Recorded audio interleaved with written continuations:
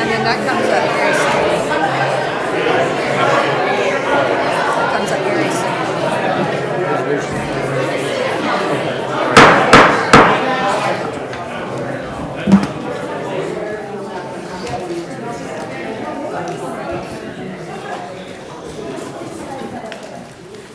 We'd like to welcome everybody tonight to the Cheatham County Commission meeting, April 20th, 2026. Normally at the beginning of the meeting we have a public forum, but tonight we're going to move up, if it's okay with the commission, special recognitions. Everybody okay with that? Yeah. All right, Mr. Mayor.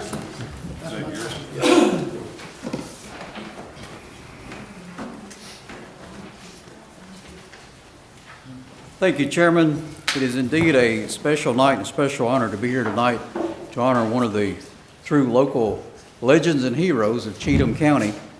The County Commission unanimously adopted and passed this proclamation to honor Sheriff John Holder. Sheriff, if you and any of your family members who would wish to join you, if you would come up, we'd love to present this to you at this time.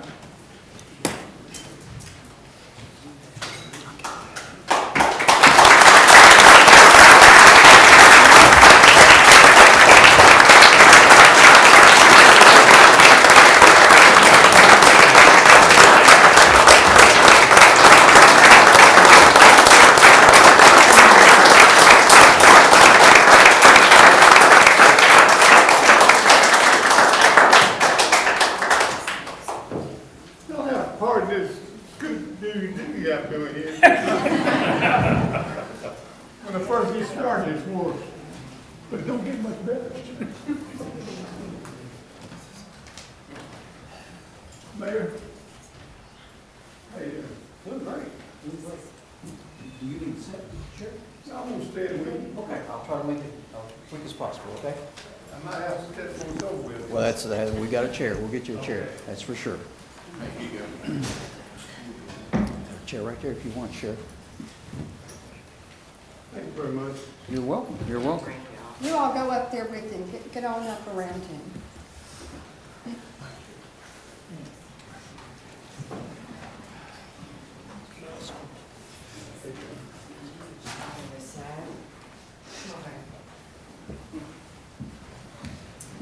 So good to have the family here tonight.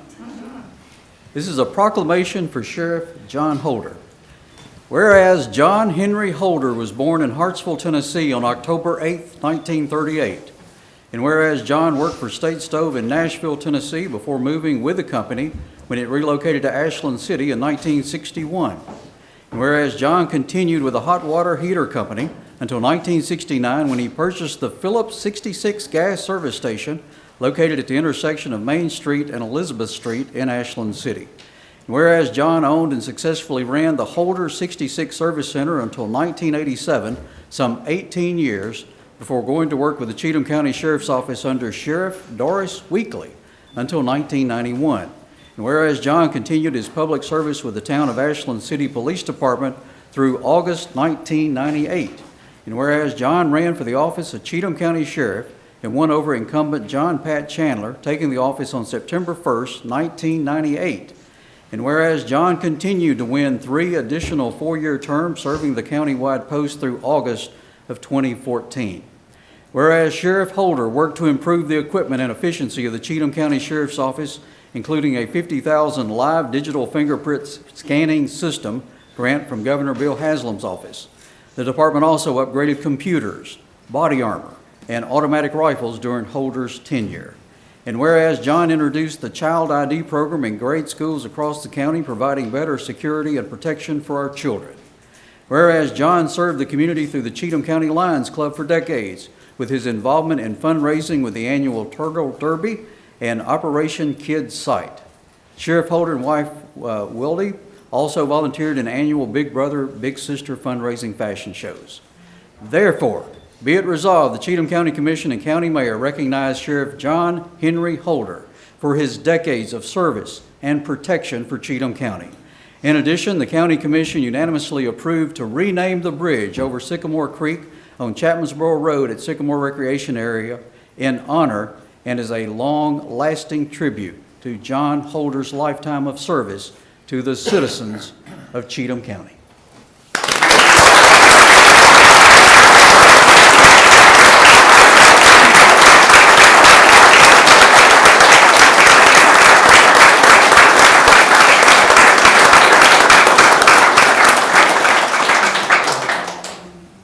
Thank you so much. What a great deal this is. This is so wonderful. An old country boy, no education much, a little bit, but know one thing, maybe two things. Right from wrong. This county has been good to me. Of course, my wife told me not to say too much.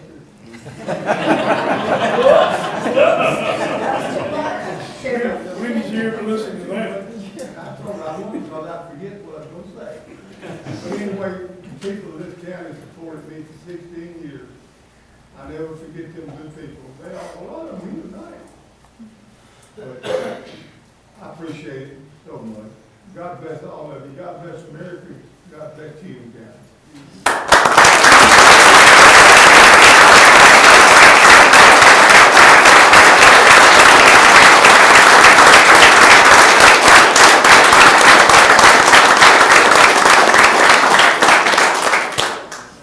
And Ms. Holly brought a photo of the new John Holder Bridge. So he's got a picture of that to take with him tonight, as well as the proclamation. Thank you all. Thank you.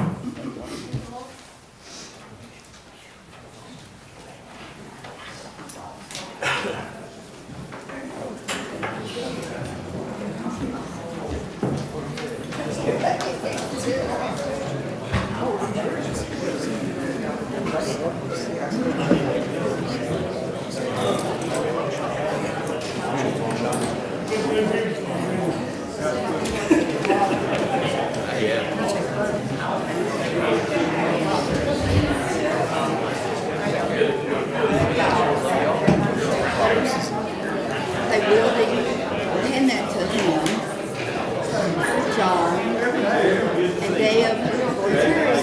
Yeah, put Daddy's photo on first, and then hand that to Debbie. That's for Debbie.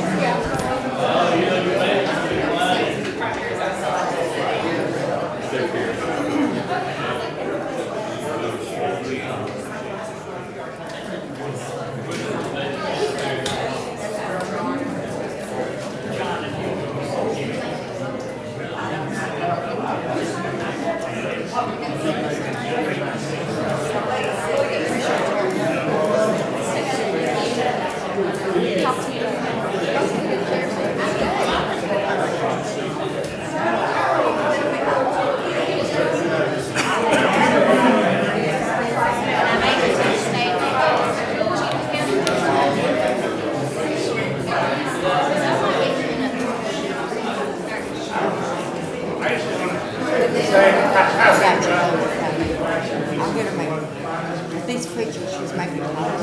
Yes. That's why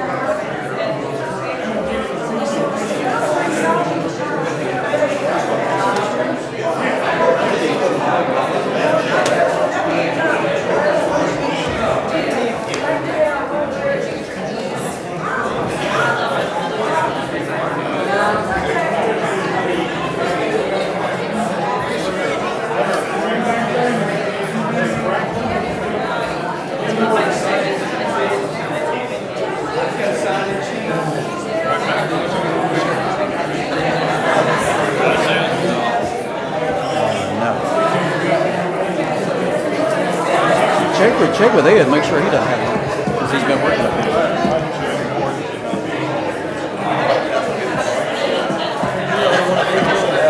He's the only one else in there. He's the only one else I think.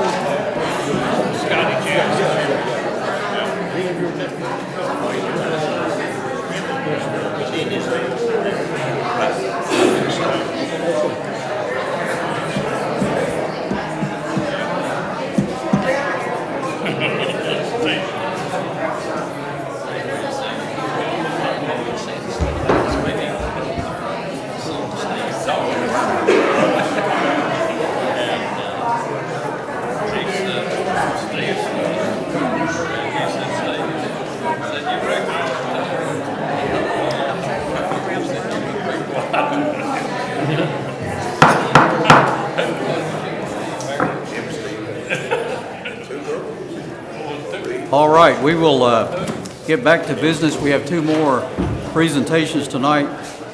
Mr. Walter Pitt, if you would come forward.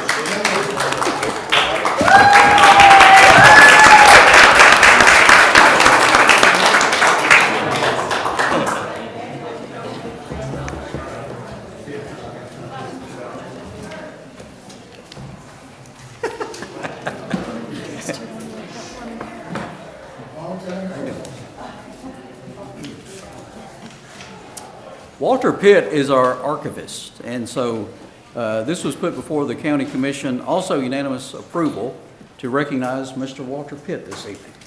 So here we go.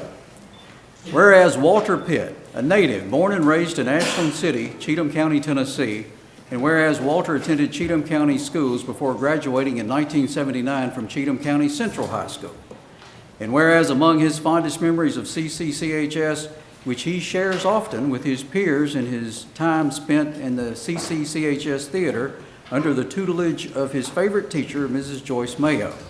Walter served as the lighting expert for many of the plays and performances during his high school years. And whereas Walter completed his bachelor's degree from Austin Peay State University in Clarksville and earned a double major in English and history and a double minor in journalism and geography in 1984, whereas Walter completed work and became a certified paralegal in 1996. Whereas Walter is known by many for his photographic memory of local events and historic significance with Cheatham County history in general. And whereas Walter joined the Cheatham County Public Library as a library assistant in January 2014 with a specialization in areas of reference along with local and Tennessee history. He is well known among library staff for his sense of humor and tendency to be a prankster, keeping the staff on guard and laughter on a regular basis. Whereas he was appointed county archivist by Cheatham County Mayor Carrie R. McCarver in 2018 and is the first archivist for Cheatham County. And whereas Walter enrolled in the Tennessee State Library and Archives Archivist Institute and graduated from the program as a certified archivist in 2020. And whereas Walter successfully balanced attending the Institute while building and developing Cheatham County's first archives from the ground up, painstakingly sorting, organizing, preserving, and indexing all of Cheatham County's historic and active permanent local government records dating all the way back to just prior to the county's founding and incorporation in 1856. He developed and implemented the current floor plan and layout of the Cheatham County Archives and operates such to the highest of standards.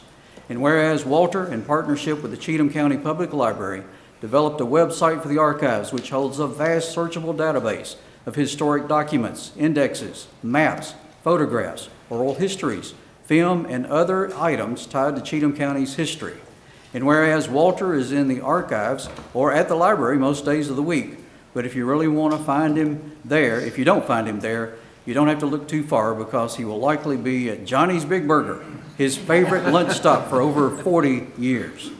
Therefore, be it resolved, the Cheatham County Commission and County Mayor recognize Walter Pitt for his love and work to preserve Cheatham County records and history for generations to come.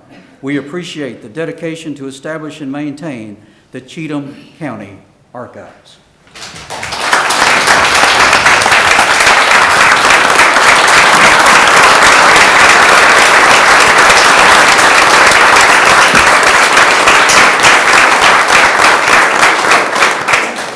I've known Walter for 50 years. This is as excited as he gets. Thank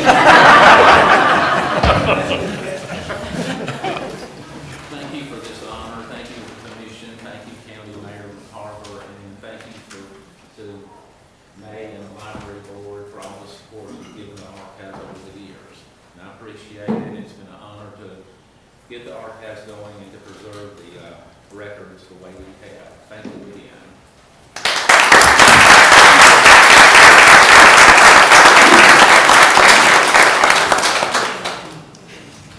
But wait, there's more. We also have the third and final proclamation to present this evening, the proclamation for recognition of all emergency responders. Any of these departments that are here want to come up, you're more than welcome.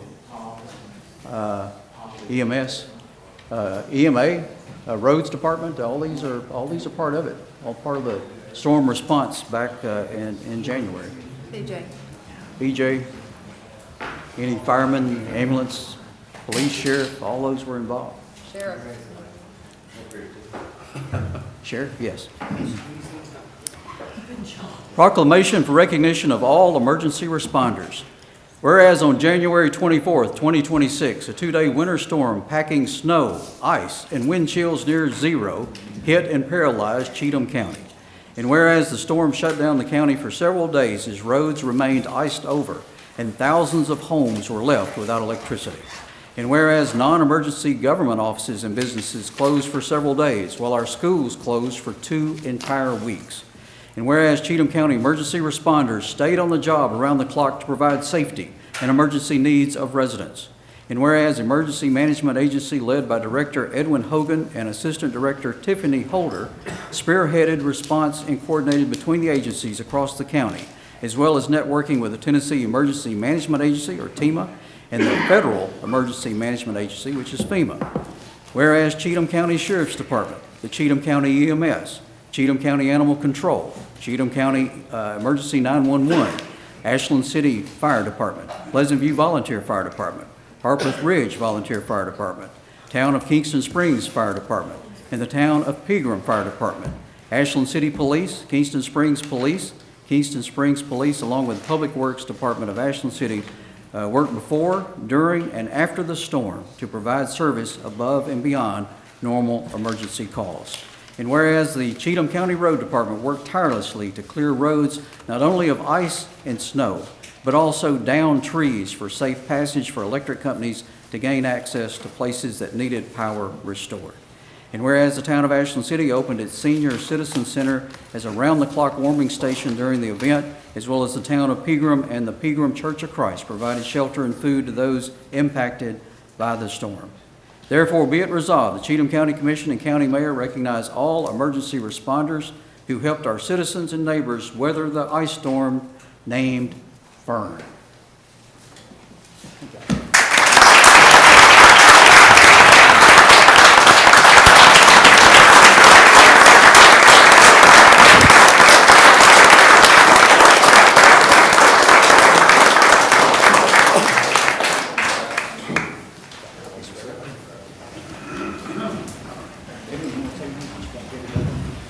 I just want to say thank you to all the emergency responders.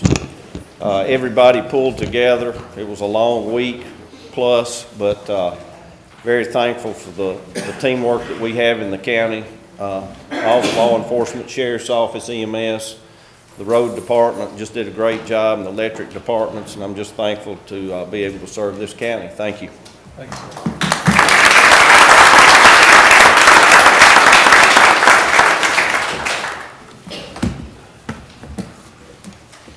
going to open up the public forum at 6:21. When I call your name, you'll have 3 minutes to speak. Before we start, Edwin, do you want to give these out to the other departments? Yeah. Thank you. Miss Lovell's going to hold the timer for us tonight. I think she's got it where to set and make a tone, so when it goes off, it's your time's up. So first on the list tonight be Mr. It looks like Barry Carson. He just left for a moment. We'll be right back. We'll bring him in.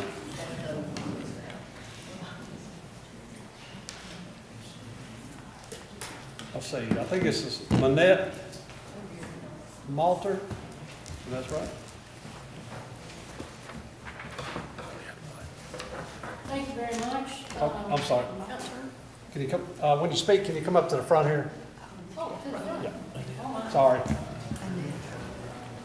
Stop the timer.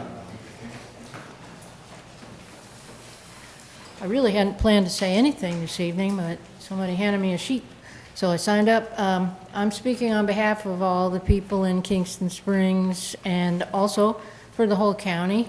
We are an agricultural county. We don't want to be bought and sold to the highest bidder, and that's sort of what's happening, it seems. We have a developer coming in, and, you know, a 100-unit hotel in the most pristine part of the county is only going to cause more progress. And as John Rich says, take your progress where the sun don't shine. Because we would like to stay an agricultural county. We just fought the whole TVA thing, and here we are again. And if we have to keep coming and fighting, we will come and say, we would like to keep this as an agricultural county. That's why people live here. So some of this progress that's been happening, some things that look like gulags that are, you know, subdivisions and things, that's not what most of the county wants. And as we the people speak and say, no thank you, county commissioners, please hear us loud and clear. We love you, we appreciate what you do, your job is difficult, we know, but please have your ears open and hear us, hear our hearts to save our county. Thank you. Thank you.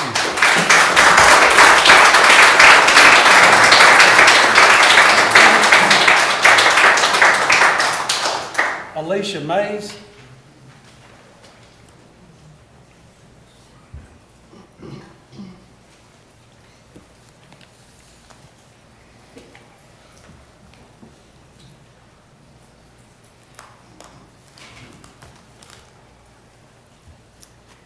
Good evening. My name is Alicia Mays. My property is located at 1025 Old Cedar Hill Road. I want to thank you for the time and attention you've given to this rural resort amendment. I know this hasn't been a quick or easy process, but it's clear you've listened along the way. Over these past months, our community has shown up and spoken in a consistent and respectful way. The people who live here, raise their families here, and care about this county have taken the time to be present and be heard. The message has been clear. At the same time, this isn't just about how people feel. It comes down to the framework we already have in place. This proposed resort sits outside the county's planned growth area. Our land use plan was put into place to guide development where it makes sense and to protect the rural character of areas like this. Moving forward with something like this outside of that boundary goes against that plan. So tonight really comes down to two things: the voices of the people who have spoken clearly and the policies that are already in place. Both point in the same direction. We're asking you respectfully to support the resolution to discontinue the discussion of this amendment and bring this to a close. Thank you for your time and your vote tonight. Thank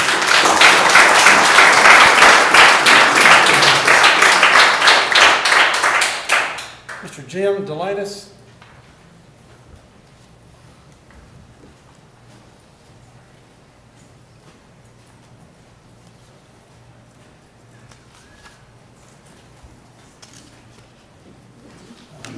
Good evening. My name is Jim Delanis, and I own the land next to the Bells Reserve, and I'm speaking out against the development and for this resolution, especially the growth plan. It gives the people of the county some stability and some ability to know really in the long term what's going on, and it permits them to plan in the long term.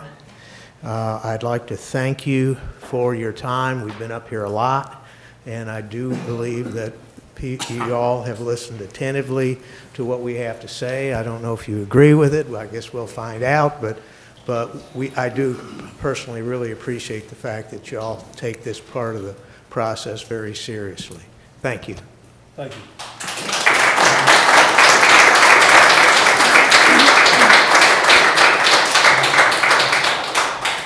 Deborah Doyle.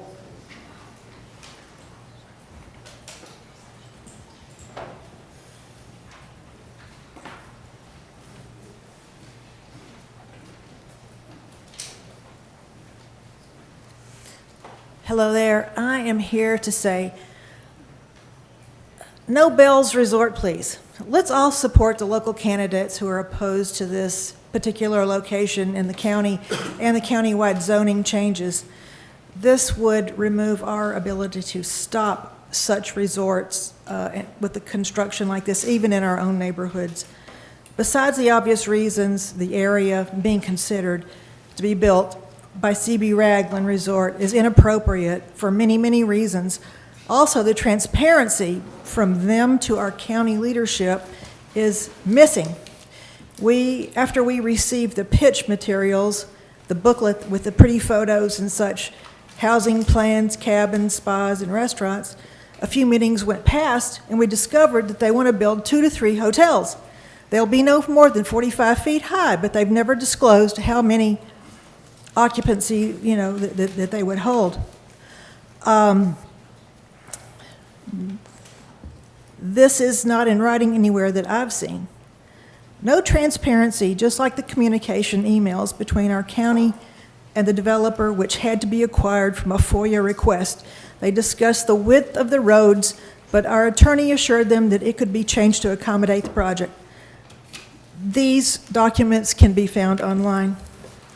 Also, a few meetings ago, one of the neighbors who lives in her property is close to the proposed resort.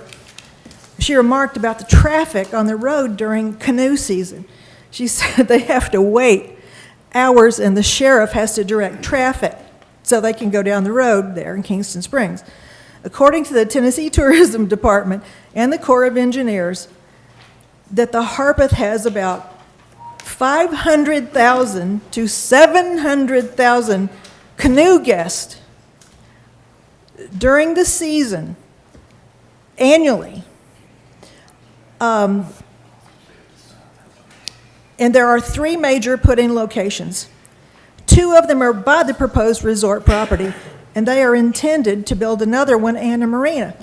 So if they have occupancy at, say, 1,000 people a day, and then most of them want to be on the river, we would have an extra 365,000 people on the Harpeth River, and that's unbelievable. That would be annually over 1 million people using the Harpeth River. The environmental impact on this would further degrade this fragile environment, and I encourage you to think about it and vote no on the countywide amendment and this particular piece of property. Thank you.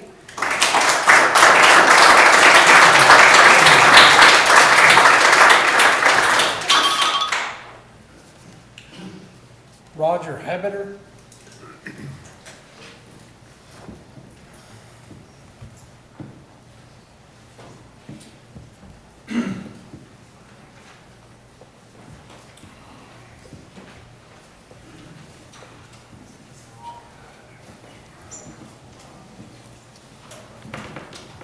My name is Roger Hameter, and I live at 1780 Cedar Hill Road, directly across the river from the proposed amendment. My major concern about people being against this proposed development is that that's just it. They're against the development, and they're not really for anything. If you're against something, that's fine, but you need to supply a solution. And the solution is not to have the state buy 560 acres to make another state park. Right adjacent to this property, which most people in this room have never been on or seen, is 20,810 acres of Cheatham Wildlife Management Area. There's also Narrows of the Harpeth, and there's also the Harpeth River State Park that is 40 miles long and has 9 different access points. $6 million annually is not something that is frivolously given off. With the new jail, you're having annual cost of $3 million for the next 20 years to keep up this bond. You've got $7 million down the road for a new bus facility. You've got lots of expenses in the future that can be anticipated from sheriff's deputies, more EMT like out at Henrietta. I think eight different people have been proposed for that facility. There's a lot of things that have to go into this because they just make common sense and they make good business sense. So if you're going to be against something, that's fine. I'm against a lot of things, but if you're against something, you need to propose what you are going to do to bring that additional revenue that we are going to need in the future. And I think one of the last things this body wants to wrestle with is how do you come up with more money? Surely you can't just kiss $6 million annually. $60 million over the next 10 years, $120 million over the next 20 years where you're paying $3 million annually on the jail bond. So I am for this additional revenue to the county. Thank you for your time. Thank you.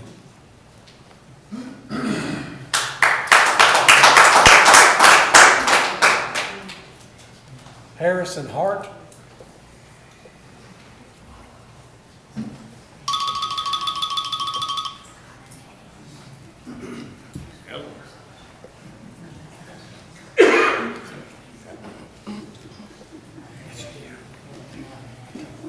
Mr. CEO Michael, I'm glad you could show up here tonight because you weren't here last week. My speech is in regard to the proposed rural resort zoning amendments. Members of the commission, if you would be so kind as to give me your full attention, undivided, it would be appreciated. I am in complete opposition to rural resorts and everything of the sort. I find it highly disrespectful that you, the commission, keep kicking the can down the road, not quashing this issue once and for all that the overwhelming majority of your taxpayers are opposed to, thus forcing them to lose time that they otherwise could be spending with their families to have to come down here and stand against this.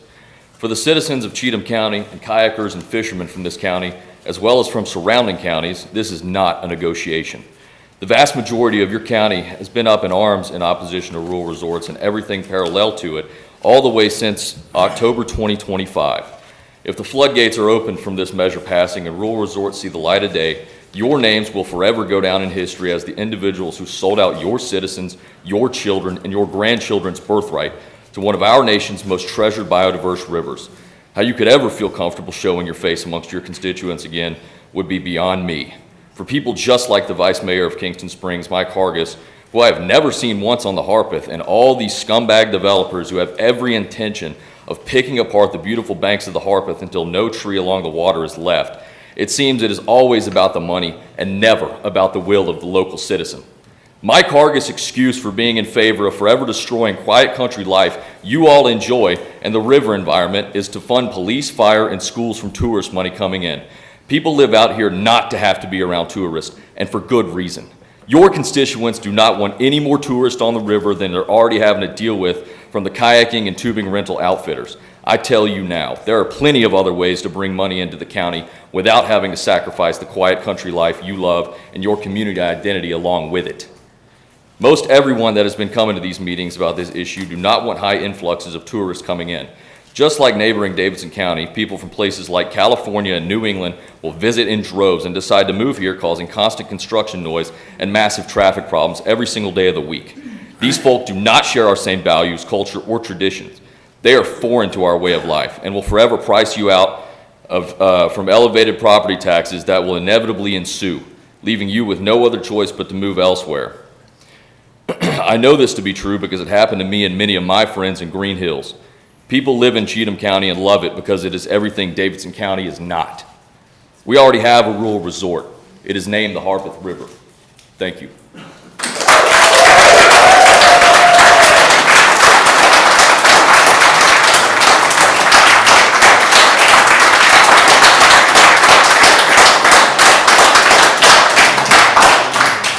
Linda Ryder.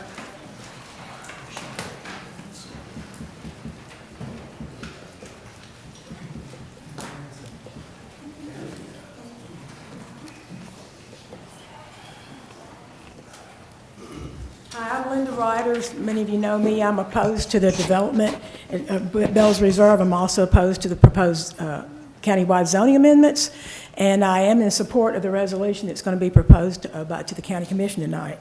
I want to thank all you commissioners again for serving our county. And as I stated last time I came up here, you have an opportunity to show Cheatham County residents that their voices in upholding our approved growth plan matter more than catering to an outside developer.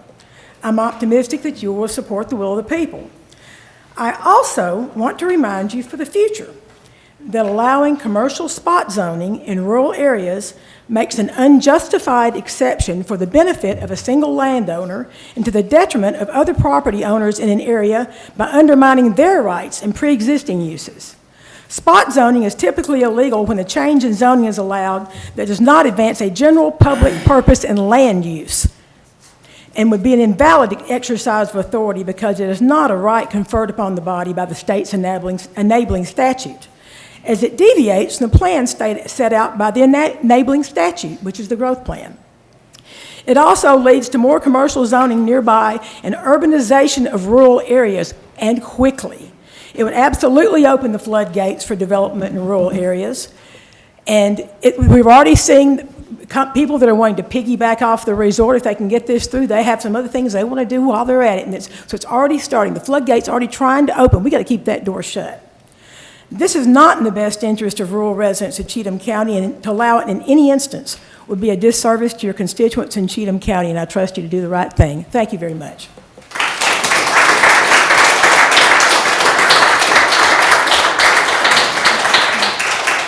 Austin Blythe.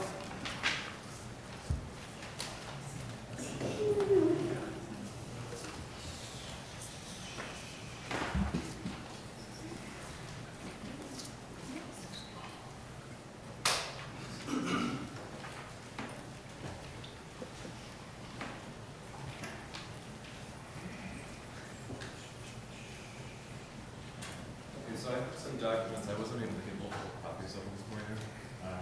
Which would be the best way to pass them out? Just hand them right there and they can pass it around. Thank you.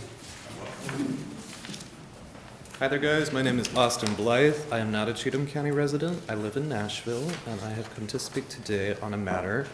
The photos being passed around contain petroglyphs from two sets of populations separated by over 2 centuries with the same natural sense of awe and admiration. These images have been shared with Dr. Samek, and state archaeologist and former president of the University of Tennessee, confirming they are an additional piece of the southeastern ceremonial complex that has previously been unreported in the state record. The final page shows a survey from 1926 of Mound Bottom. 2 of these markings indicate burial mounds, which have now been confirmed by Graham Perry at the State Historical Preservation Office using LIDAR. The third marker is Mays Mace, which you guys may know, and is only 800 meters away from the proposed Bells Reserve. The burial mound on the northern bluff, 40CH111, is only 750 meters, which comes just short of a half a mile. These sun circle panels, like the ones at Marrowbone Creek, are a part of a larger system specifically tied to the SEC dating back to the Woodland Archaic period nearly 3,000 years ago. The second set of carvings are signatures from 1845, before Cheatham County was actually a county, and those are tied at the Patterson Forge during the Iron Belt industry. Michael Hayes spoke on behalf of C.B. Ragland in this room 9 months ago to discuss the very same year Planning Commission voted against on April 2nd. Map 82, parcel number 008, is a 563-acre property owned by River Venture Group, LLC. The developer seeks to construct 80 small cottages in an 840 square feet with an additional 40 banded residents with a whopping over at 3,000 square feet. Banded residence means permanent residence. These site would also host 2 restaurants, which would be connected to a 5-acre farmstead that would act as a primary source of produce and eggs for over 120 residents, both banded and un. It would require additional power lines of 3 miles in order to accommodate for its grid. Parking locations for the staff and residents has not been clarified by Mr. Hayes, but only reassured that visitors would drop off their vehicle and be shuttled in a golf cart or a private vehicle. To access this property would require crossing into the TWRA, which according to the June 1857 Cheatham County Court Minute Books documented in the 1996 Cheatham County Historical Genealogy, this landform requires a jury view of ordered public road which constitutes a public right-of-way. Hayes assured that he had gone through and traced back to this title back to the 1970s, but somehow missed this discrepancy. If LiDAR and geotechnical surveys had been done and performed, the transparency of these sites that you were seeing here would have been in that report. Thank you very much. Thank you, sir.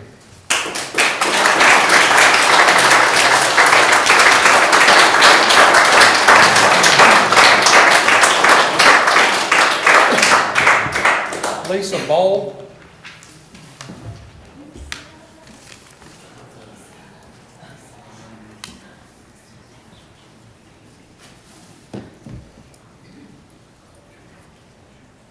Hello, my name is Lisa Bold. I live on Little Pond Creek Road. I am here again to oppose the change to the approved zoning plan to allow a high-end resort to be built near the Narrows of the Harpeth State Park. I have been enjoying the Narrows of the Harpeth State Park for over 30 years, and I would like to continue enjoying it without construction traffic and the eventual resort traffic. Allowing this resort would forever change this area for the people who reside close by and those of us who respectfully enjoy the Narrows Park area. Other people agree with me. According to the over 3,500 people who have signed one petition against the rezoning of this land. Why the rezoning? Because one Nashville company partnered with an out-of-state company has requested the change. Please listen to the people in Cheatham County and not corporate interests. Keep the zoning plan as it is now. Thank you.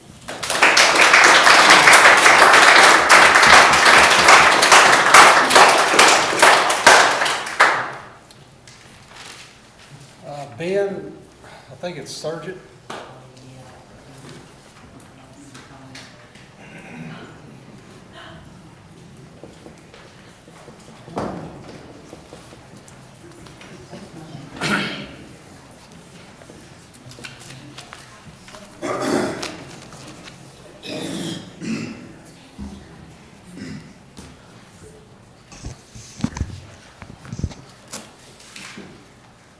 My name is Ben Sargent. I'm originally from Eastern Kentucky. Ever since I was a child, my love for nature has been a crucial part of my growth as a person. Now that I'm a retired professional fighter, there is more time in life to get out in nature. In fact, this has allowed me to go camping and kayaking through the entirety of each river in Tennessee, which all began 6 years ago at the Harpeth River. After kayaking and camping on a trip of 119 miles, 5 days and 4 nights, the Harpeth River hands down is my favorite river. Oh man. Out of the 5 counties the Harpeth River runs through, Cheatham County is the mecca of the Harpeth River. Jane Polanski at the time was park manager who created the love for the Harpeth River by sharing her deep love of the Blue Way. She would take me on hikes. She would show me landmarks that I would be kayaking through. She introduced me to Mike Mangrum, a Chickasaw Native American who who was born and raised in Cheatham County. Mike and I would meet at Gossett Track for him to share his wisdom and stories along with the tobacco offering and prayer, which I still do to this day every time I go out in nature. Curtis, Jonathan, and I guided him up to Mace Bluff. Once Mike was able to get up to the rock and see paradise, well, Mike sadly passed away June 26 of 2021. But he said he would have never seen paradise if it wasn't for our help. Help. That is what the Harpeth River needs right now. The beautiful river in Cheatham County needs our help. River Ventures LLC, based out of Davidson County, bought 1680 Cedar Hill Road property in September of 2021. Now that the investors are ready and their plan is set, we are fighting for zoning. If the plan development is approved, this will certainly open all properties for zoning, which will push out locals and bring land developers. This will destroy the legendary land along the Harpeth River. September 3rd will be the 55th anniversary that Mound Bottom was purchased by the state of Tennessee. For many years, Mound Bottom was farmland. Is that it? That's it. Is that it? Is that it? That's it. Damn. By the way, TWRA is funded separately by the government. Thank you.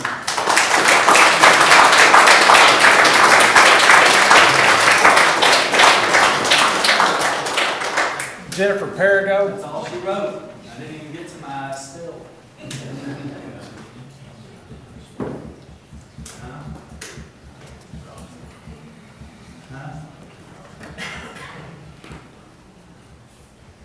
My name is Jennifer Perigo. I live in Kingston Springs. I am lucky enough to have lived here for more than 40 years, and my children's grandfather ran the first phone lines, out of Kingston Springs, from the fire tower in Kingston to the fire tower in Fairview, climbing trees whenever he was 11 years old. I'm here to speak about the proposed resort. Kingston Springs was settled by old man Samuel Kingston in the early 1830s. He married into the Dunn family and disappeared into history. Then US 70, that runs from Memphis to Nashville, would have gone through the center of Kingston Springs, but for one of Mr. Ernest Page's ancestors who would not sell a favorite tree of his. The Harpeth River and the land around it is the community's proverbial favorite tree and river. We want you to save it because we care a lot about it.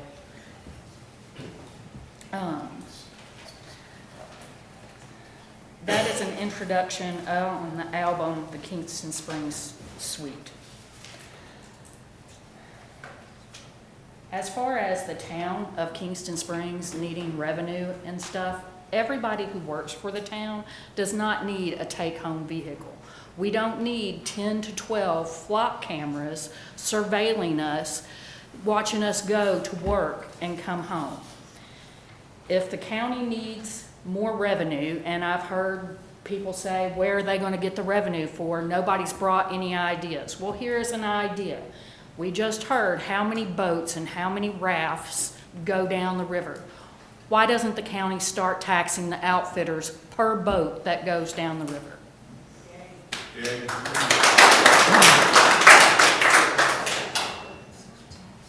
And I haven't really heard anybody speak either about how this will impact the community as far as Airbnbs and stuff. There are a lot of people who live within the community and have for generations that own a couple of homes and move in together so they can rent one out as an Airbnb.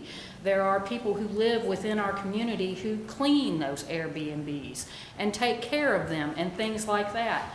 If this is brought in, what's going to happen to those people's business, their income, and their jobs? Thank you.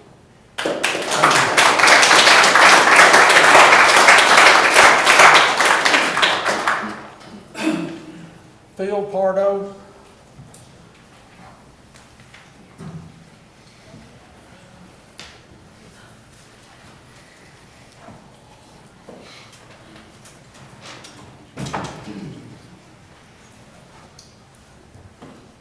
Good evening. My name is Philip Pardo. I live at 1550 Old Cedar Hill Road, which is in the very back of this, in the game reserve, which I've been there for 25 years. We kind of started this evening with right and wrong with Mr. Holder. Well, this is wrong. Common sense tells us that we all love our community. I moved here 25 years ago. My wife's family were streets. My wife's father's family are Sladens from Sladen, Tennessee. I grew up in major cities. I've watched these things develop and just kind of take over. I moved here because of my wife's family, but because I fell in love with this area. I've been coming here since '92, moved here in 2000. I've been dealing with this since October of 2023. These guys came in and built a road. We've had Subarus, Jeeps, Outlanders, you name it, they come up to the house looking for Bells Reserve. I've got a bunch of texts. Your gate's locked. Nobody's here. It's 7 o'clock in the morning. You've got cars coming. So you guys have been doing this for years and haven't really cared. Very little response. This weekend, we had a big wedding. Boy, did we get some response, because it was 5 days of delivery trucks, text messages, 8 o'clock at night, people showing up looking for a party. 3 at a time. Oh, we'll put somebody down there to block your driveway, but if you come down, we'll move. Don't worry about it. Oh, by the way, we put something in your mailbox for you, a $500 check for a trespassing fee. So this is the beginning of, once the big money comes in, we're out. You can't ever get it back. I've watched it in two states that I've lived in my life.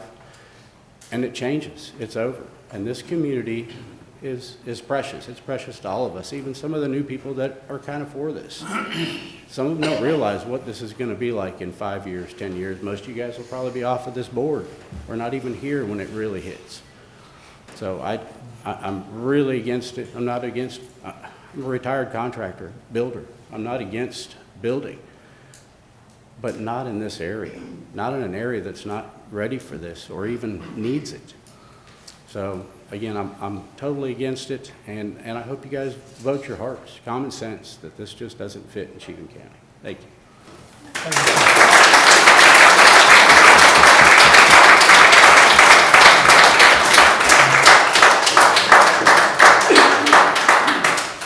J.C. Whitaker.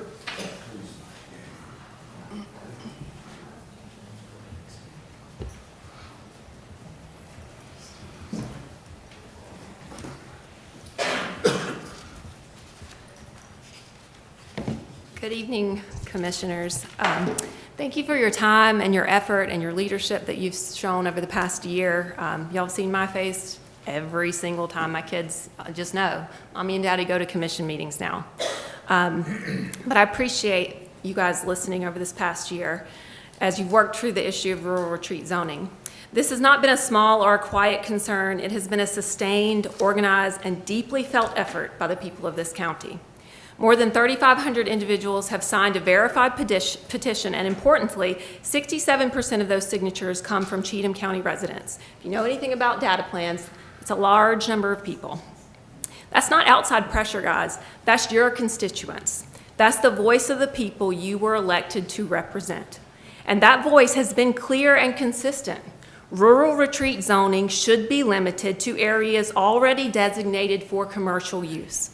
This resolution reflects exactly that. It doesn't overreach, it doesn't create new restrictions beyond what's reasonable. It simply aligns rural retreat zoning with existing commercial zones where infrastructure, traffic patterns, land use expectations already support that type of development. This is about protecting the character of our rural community, respecting property owners, of which I am one. I live directly across from Bells Reserve, and ensuring that growth happens in the right places, not at the expense of the people who live here. We are grateful that you listened. We are grateful that you engaged.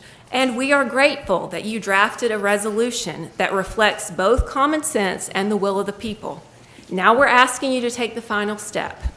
Please pass this resolution. It is measured, it is supported, and it is the right thing to do for Cheatham County, both now and for the future. Vote Anderson. McCarver must go, and his attorney with him.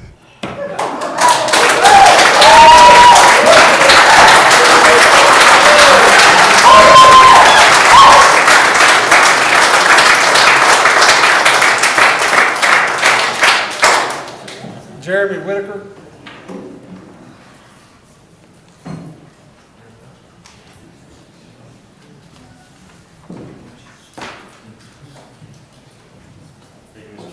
Thank you. My name is Jeremy Whitaker. I live at 1904 Cedar Hill Road, right across the river from the Bells Reserve site. I want to thank the commission for your service and what you do. We really respect you all. And I want to thank each of you for considering this resolution. I think, for us who live out there near the Narrows, near the site, we've been concerned about this for some time now. And, this resolution would bring, a certain level of closure for each of us. So please consider that. I also want to just recap what's going on here.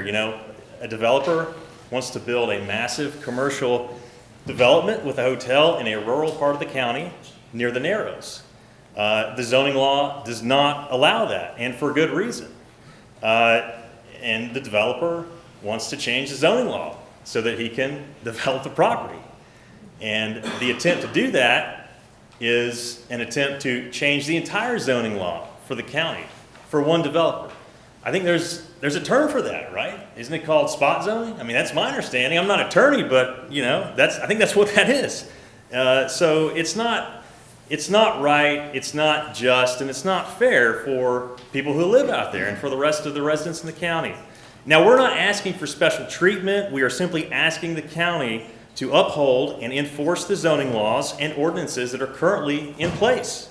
Rural residents deserve reasonable peace, safety, and protection from excessive commercial disruption. And finally, I just want to say, I'm originally from Northeast Tennessee, and so, moving in this direction gets us closer and closer to Sevier County. And, I don't know is that what we want to be as a county? Do we want to be Sevier County? Do we want to be known for tourism and, resorts and all that kind of thing? I mean, I don't know, but at the end of the day, it should be up to us. It should be up to county residents to make that decision. And I think where we stand as residents is pretty clear. I mean, we have, this petition has been mentioned multiple times. I'm going to mention it again. We have over 3,500 verified signatures in opposition to this kind of rural resort zoning. That is a significant number of people. And I know there are some people that are in support of this. There's a small number of people, but they haven't managed to collect even one signature, is my understanding. So it's very clear where the people of this county stand. And all we're asking you to do is take our voice into consideration as you make your decision and act on the best interests of your residents. And I know that each one of you love Cheatham County. So do I. And so just go with your heart and do what's right. Thank you. Thank you.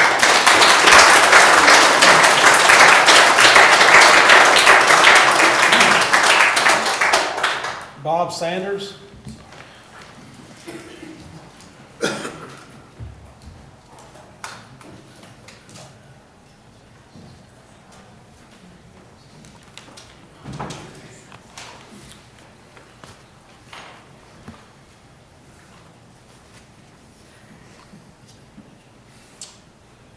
My name is Bob Sanders. I live at 225 Woodlands Drive. I live in the heart of Kingston Springs. I've been down there for 47 years. A lot of you have not lived in this county for that amount of time. Some of you have outlived me there, and I understand that. I moved from Green Hills as well. I grew up on Hillsborough Road in Green Hills, so did my wife. She grew up on Franklin Road across the street from Ronnie Millsap's house. Why we got to Cheatham County is because she had people down here. And we love Cheatham County. We're very active in the community. Most of you know that. I'm not the Bob Sanders from Pegram. He does the barbecue. I do fish and other stuff with Gene and other people. My notes kind of went out the window. I think Ms. Perigo made a very good point, and I'd like to echo that. Why don't we charge those people, those outfitters, by canoe or by kayak? Get revenue off of that. That is a problem. I've been at the ballpark and seen them come in load after load after load. We don't have the problem that y'all have over on the highway. But that's a very good idea.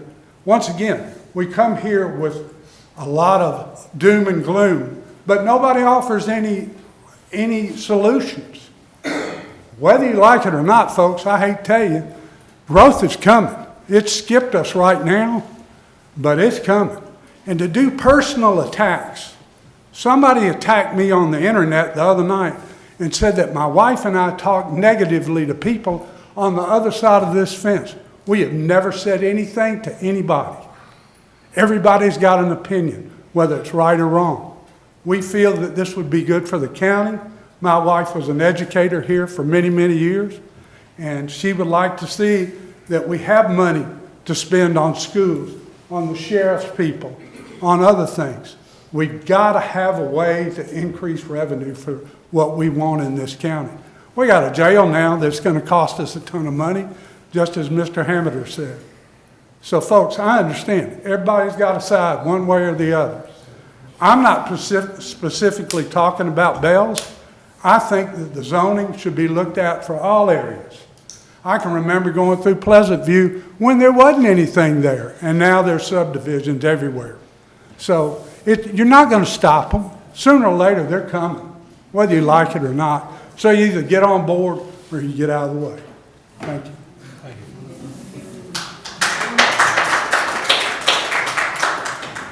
Barry Carson.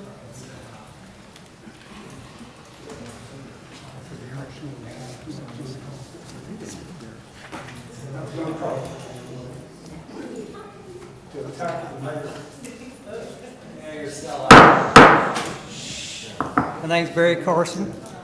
Been in this county 46 years. I've hunted at Cheatham Reserve. I've canoed and kayaked the Harpeth for at least 50 years before it was ever popular at all. You could go down there and not see a person. It was fabulous. Today, every time I come by there, I wouldn't even put in. You can't get close to it on a weekend. There's no enjoyment to it. So if you add thousands of more people in here, it's going to ruin this county. It's going to ruin that recreational atmosphere we have. And I think what's going to happen is Cheatham will stay just within their bounds of finances. More people will come here because it is what it is today, not what some people want it to be for the future of resorts. And why don't we go with the industry? We got all this zoning area that's strictly to bring in commerce through industry. Are we pursuing that over resorts that nobody wants? So just think about that. Thank you, sir.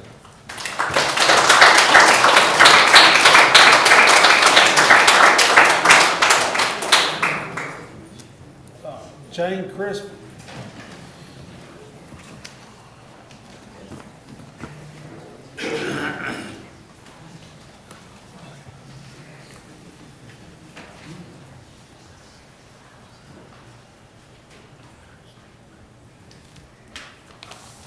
I'm going to ask a little bit for your patience because I've just got through with a long chemotherapy, and so my mind is sometimes, it's not always totally there. I hate to admit that, but it's true.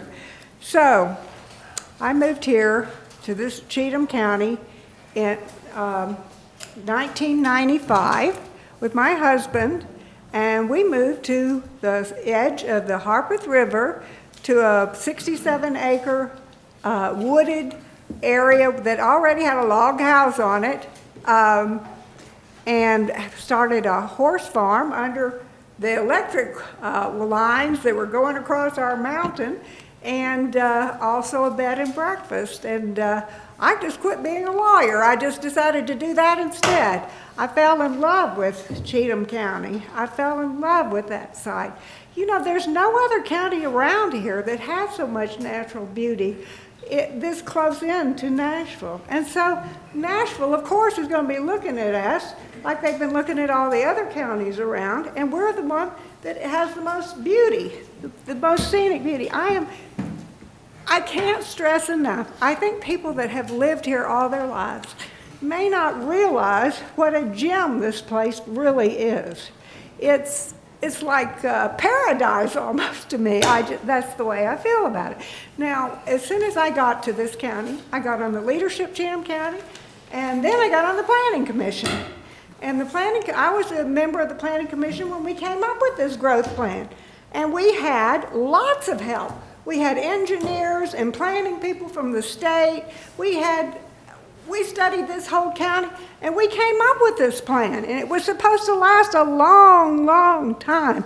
And the idea that we just would change it to, build a big resort from a private developer, not even a local, it just almost makes me sick. I've kayaked down that Harpeth River. I lived on the Harpeth River.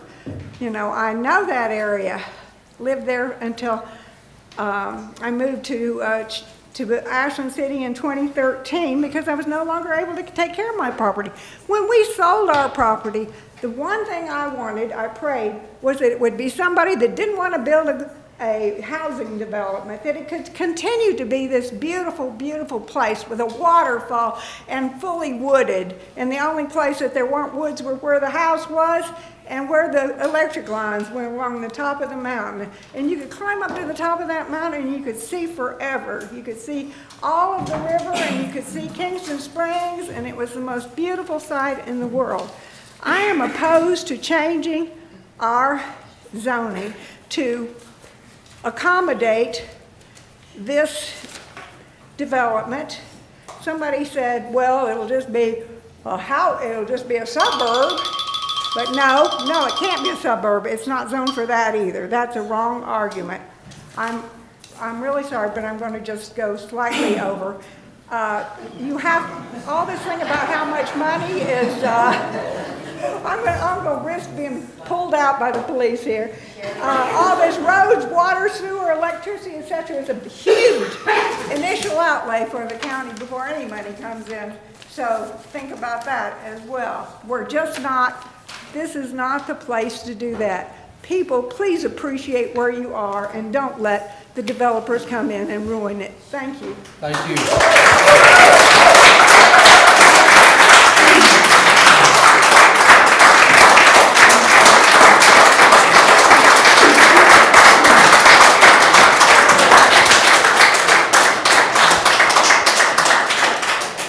We'll close the public forum at 7:09 p.m.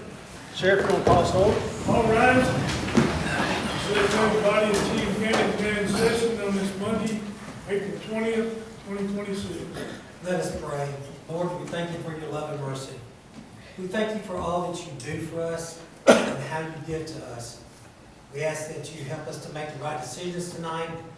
We ask that you help us to just pray for each other and just support each other and not be mean to each other, but just to uplift each other in our community and help our commission to make the right decisions. And Lord, thank you for all you do. Lord, watch over our troops. Yes. Watch over our president. Watch over our nation and our state and our county. In Jesus' name, amen. Amen. Would you join me in the pledge of allegiance? I pledge allegiance to the flag of the United States of America and to the republic for which it stands, one nation, under God, indivisible, with liberty and justice for all.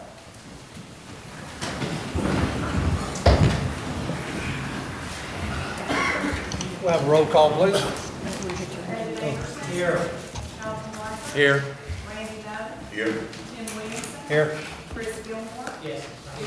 B.J. Hudson. Here. Bill Howard. Here. Walter Weaver. Here. Diana Lovell. Here. Eugene Evans. Here. James Hedgepath. Here. Mike Breedlove. Here. We have 12 present, 0 absent. We have a quorum. On the agenda tonight, on item under D, the number 2, that's been pulled. Do we have a motion to approve the agenda with that item pulled? Motion. Motion by Mr. Anderson. Second. Second by Ms. Lovell. All in favor say aye. Aye. Any opposed? Motion carries. Approval of minutes for March the 16th, 2026. We have a motion. Motion. Motion by Mr. Powers. Second. Second by Mr. Anderson. All in favor say aye. Aye. Any opposed? Have any comments from elected officials tonight? Unfinished business, we took care of that. New business, item A, we've got a resolution that's been brought before us, resolution of the County Commission of Cheatham County on proposed amendments to the zoning resolution. Motion to approve. We have a motion by Mr. Hedgepath. Second. Second, who said that? Mr. Weekly? Any discussion, any questions? Could you explain the resolution? Let me get to it here without losing my.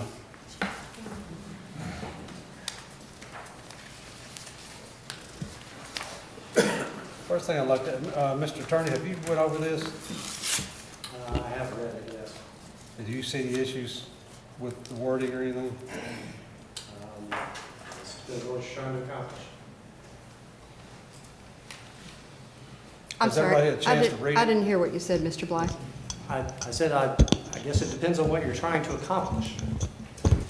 Has everybody had a chance to read it? It was in your packet, second item. Can we speak on the resolution? It's your time. I'm usually a pretty quiet fellow. Folks who come, who are against property down there being zoned and stuff, the only problem I had, you speak from your heart and you don't want this in your area, and that's fine. But I have a problem with folks who come and they attack the commissioners.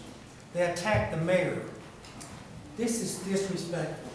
And I really wish and I hope in your heart that you will apologize to those folks, because that's incorrect. It's okay to be fervent and passionate about what you want, but to attack folks who are working for you and love our community and love serving you, just tell us how you feel about what you want and don't want in your area, but to attack folks who love serving you is incorrect. And I hope that will move on past you. Mr. Breedlove? Yes, sir.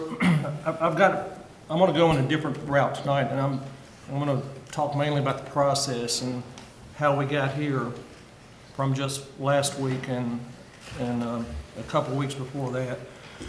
The Planning Commission met on a couple of Thursday nights ago, and one of the agendas was for the Planning Board to discuss the GNRC study that the state of Tennessee has prepared.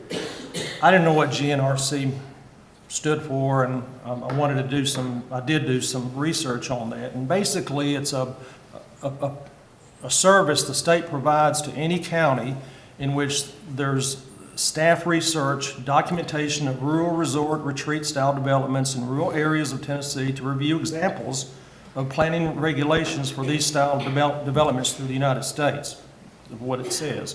It's basically a guide for the Planning Commission involving regulatory considerations, design and development characteristics, activities, use restrictions, all the restrictions they're going to have to go under, operations and maintenance considerations. So it's basically just a big guide for the Planning Commission as well as this body to understand, okay, if we vote for this to come in, what kind of guidelines are we going to go by? And so the state has set up these guidelines that will help us and guide us along the way. So during that Planning Commission, Mr. Chairman, you spoke to the Planning Commission and you read a prepared statement, and I want to quote you on what you read, or what you said. You said, quote, "I think it's clear there's not enough support for this resolution to pass. Because of that, I do not believe it's productive to continue moving this proposal through the process when the support system is not there. The issue has generated a great deal of discussion and concern, and I believe the responsible thing to do is acknowledge where things currently stand rather than continue spending time and resources on a resolution that does not have the backing needed to move forward. Planning Commission has an important role in reviewing proposals and making recommendations. But when it's evident there is insufficient support for adoption, I believe it's appropriate to bring the process to a stop unless and until there's a clear direction and broader support to justify moving forward. For that reason, I respectfully ask this body seek no further consideration of the rural resort resolution at this time. So I have a few questions for you, Mr. Chairman. Sure. How is it that you individually, alone, know that and single-handedly decide that there's not enough support for this resolution to pass? Well, what I said was that there was not enough support for it to move forward. Moving forward would have been from them to us. When we vote on something, we don't move it forward. We pass it. We don't move it to anybody else. I was speaking about them. There was not enough support in their group to move it forward. Okay. I mean, you had an opportunity to be there that night, and you wasn't. Well, I didn't know this was going to be coming up either, but You've also had an opportunity to be at each one of the commission meetings, and you missed 21% of the meetings.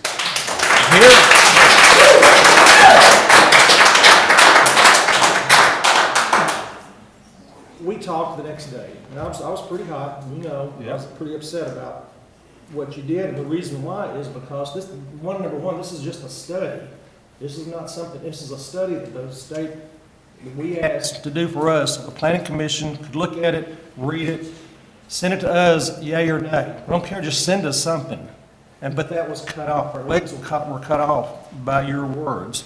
So why not let the process work its way through instead of you deciding on your own to speak for all of us and decide to kill it? And that's what you did. You killed it. I didn't speak for us. You had an opportunity to be there and speak for yourself. You told me that right now, if this was voted, that it would be a 10-2 vote. How do you know that? And 10-2 is the commission. It's not the planning commission, it's us. Right. How do you know, how'd you know that? I have a feel of the commission. I mean, you've spoken in favor of it. Yes, sir. But all we've done is sat and listened. We have not had anything brought to us to vote on it. But you decided on your own to kill it in the planning process. I didn't vote, they voted. 5-2 to shut it down and kill it. The thing is, they voted to end discussion on it. They didn't vote to shut it down. They voted to end discussion. Why do you want to end discussion? Why not? Let's discuss it. Let's go through it. And then if the planning commission votes unanimously, yeah, after this, we can't agree to this. But let us have an opportunity. The planning commission doesn't speak for us. And that's what really got me so upset, is that you went out of your lane. I think you went out of your lane because you bypassed us. Mr. Briggs, what you're getting is secondhand information because you wasn't there. Let me finish. I know I wasn't there. I'm just going by what was said there. Well, and our conversation between us. How do you know what was said there? Well, I read a statement. Secondhand information. I read a statement, Jim. You get it off of Facebook? May I finish? No, well, I'm going to speak about Facebook in a minute. So let me. I'm just disappointed in you pushing this into the commission to give them just the green light to make them think that, well, this is what the commission wants. We decide what we want and what we don't want.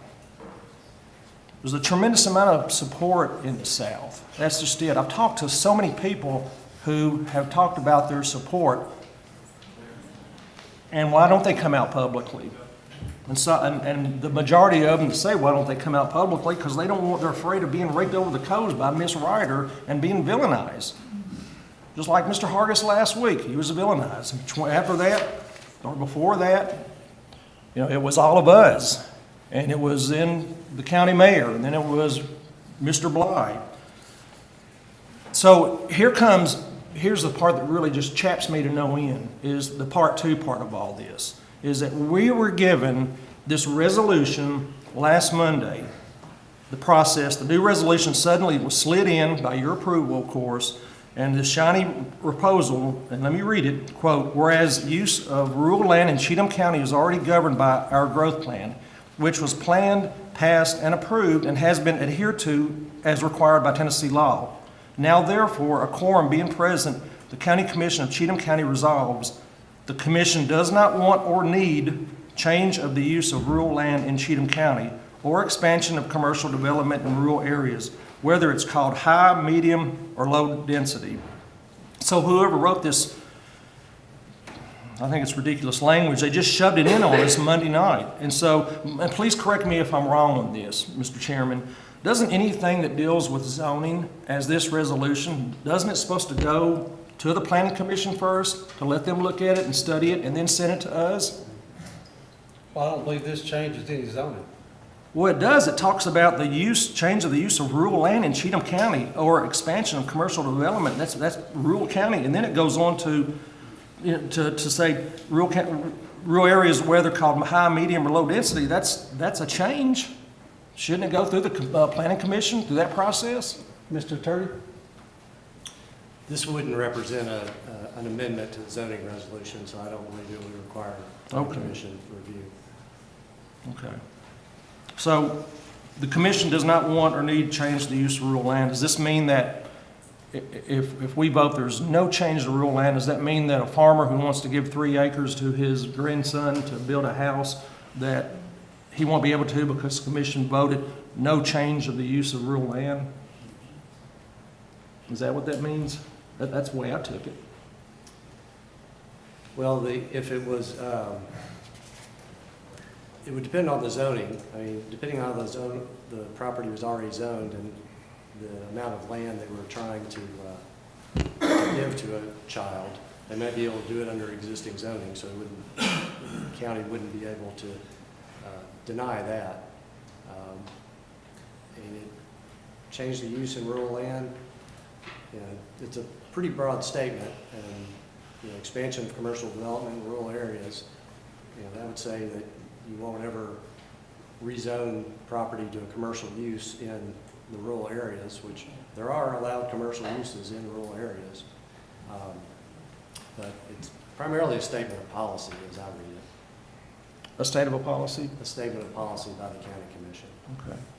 Does it also then, does it at least allow us as part of the process for a zoning change, require at least a time period where we, as the citizens, we can come in and ask about it, talk about it?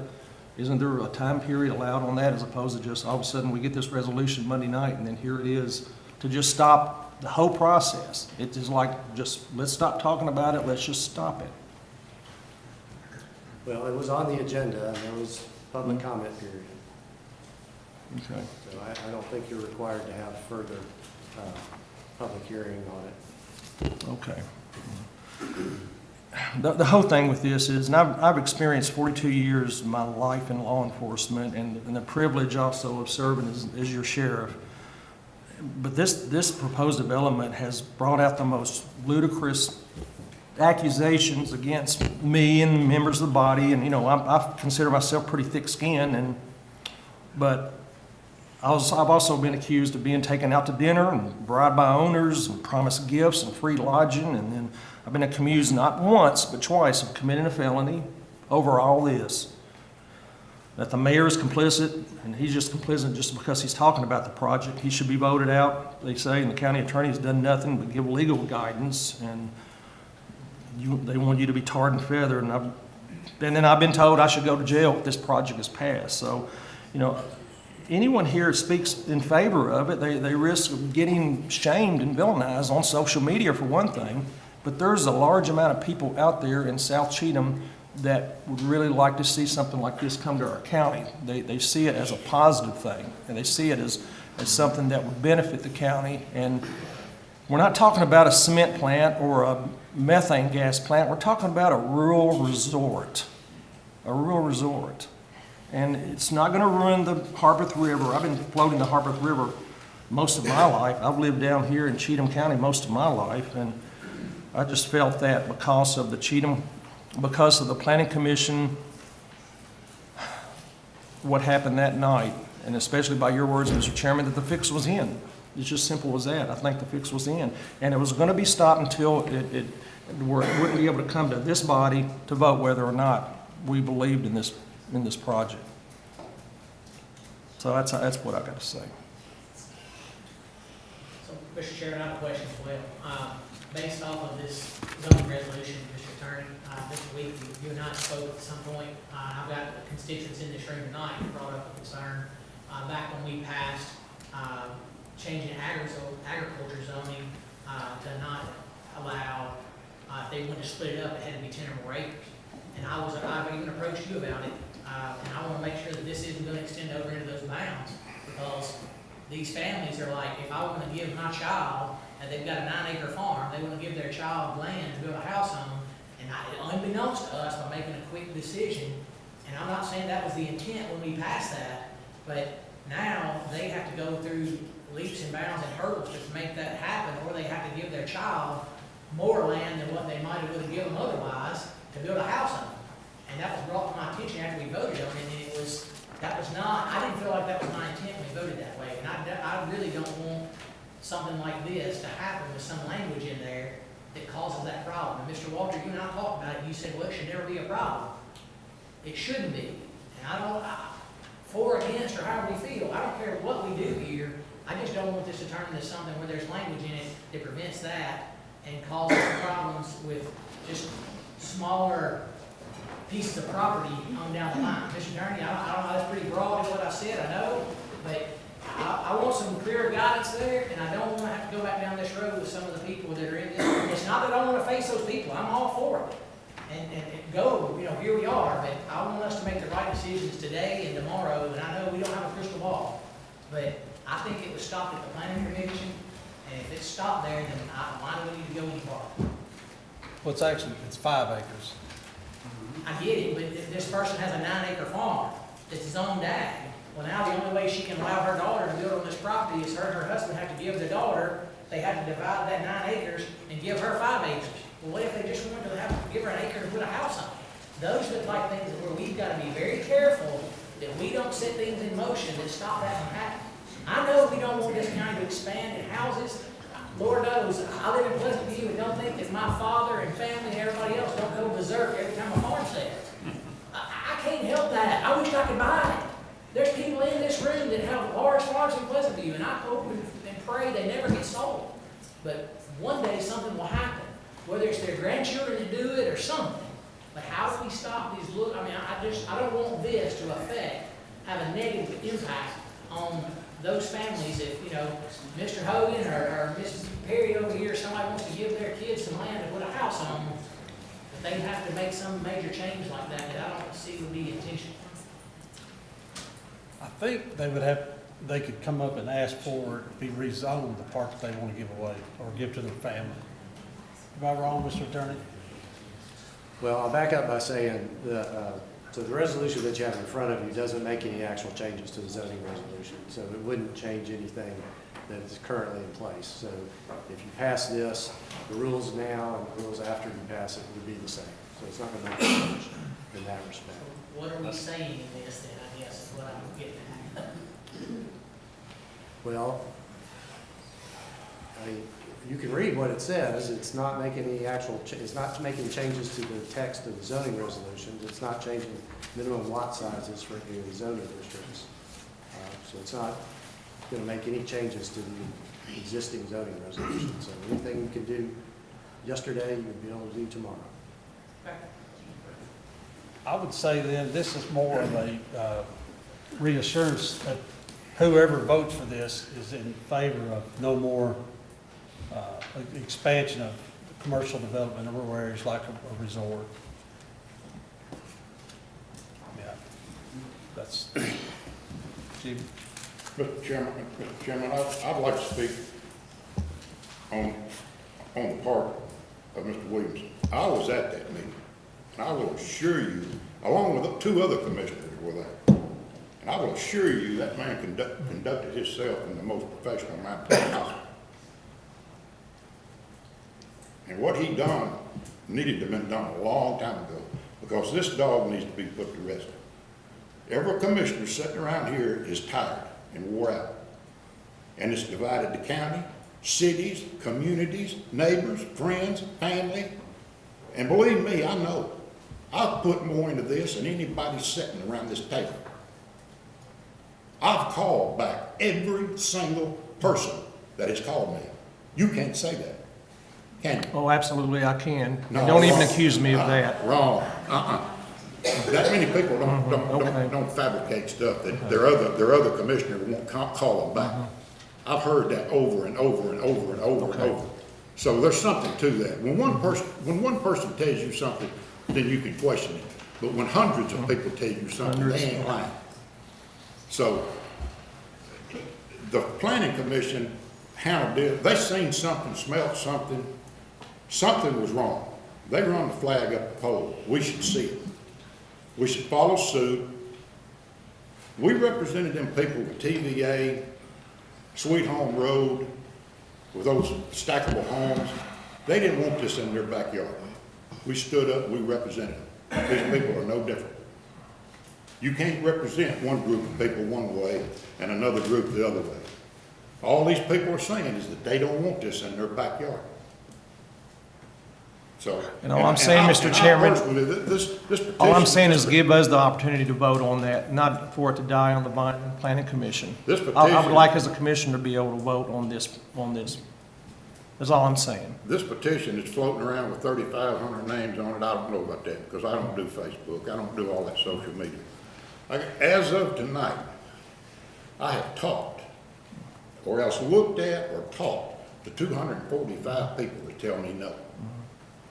I've talked to 19 that says yes.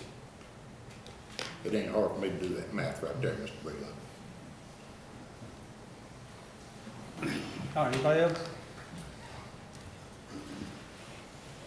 You know, I got a question. If Amanda Bale, my friend Jason Bumpus, comes before the planning commission with a project, are we gonna allow him to change our zoning laws to fit their project? Nope.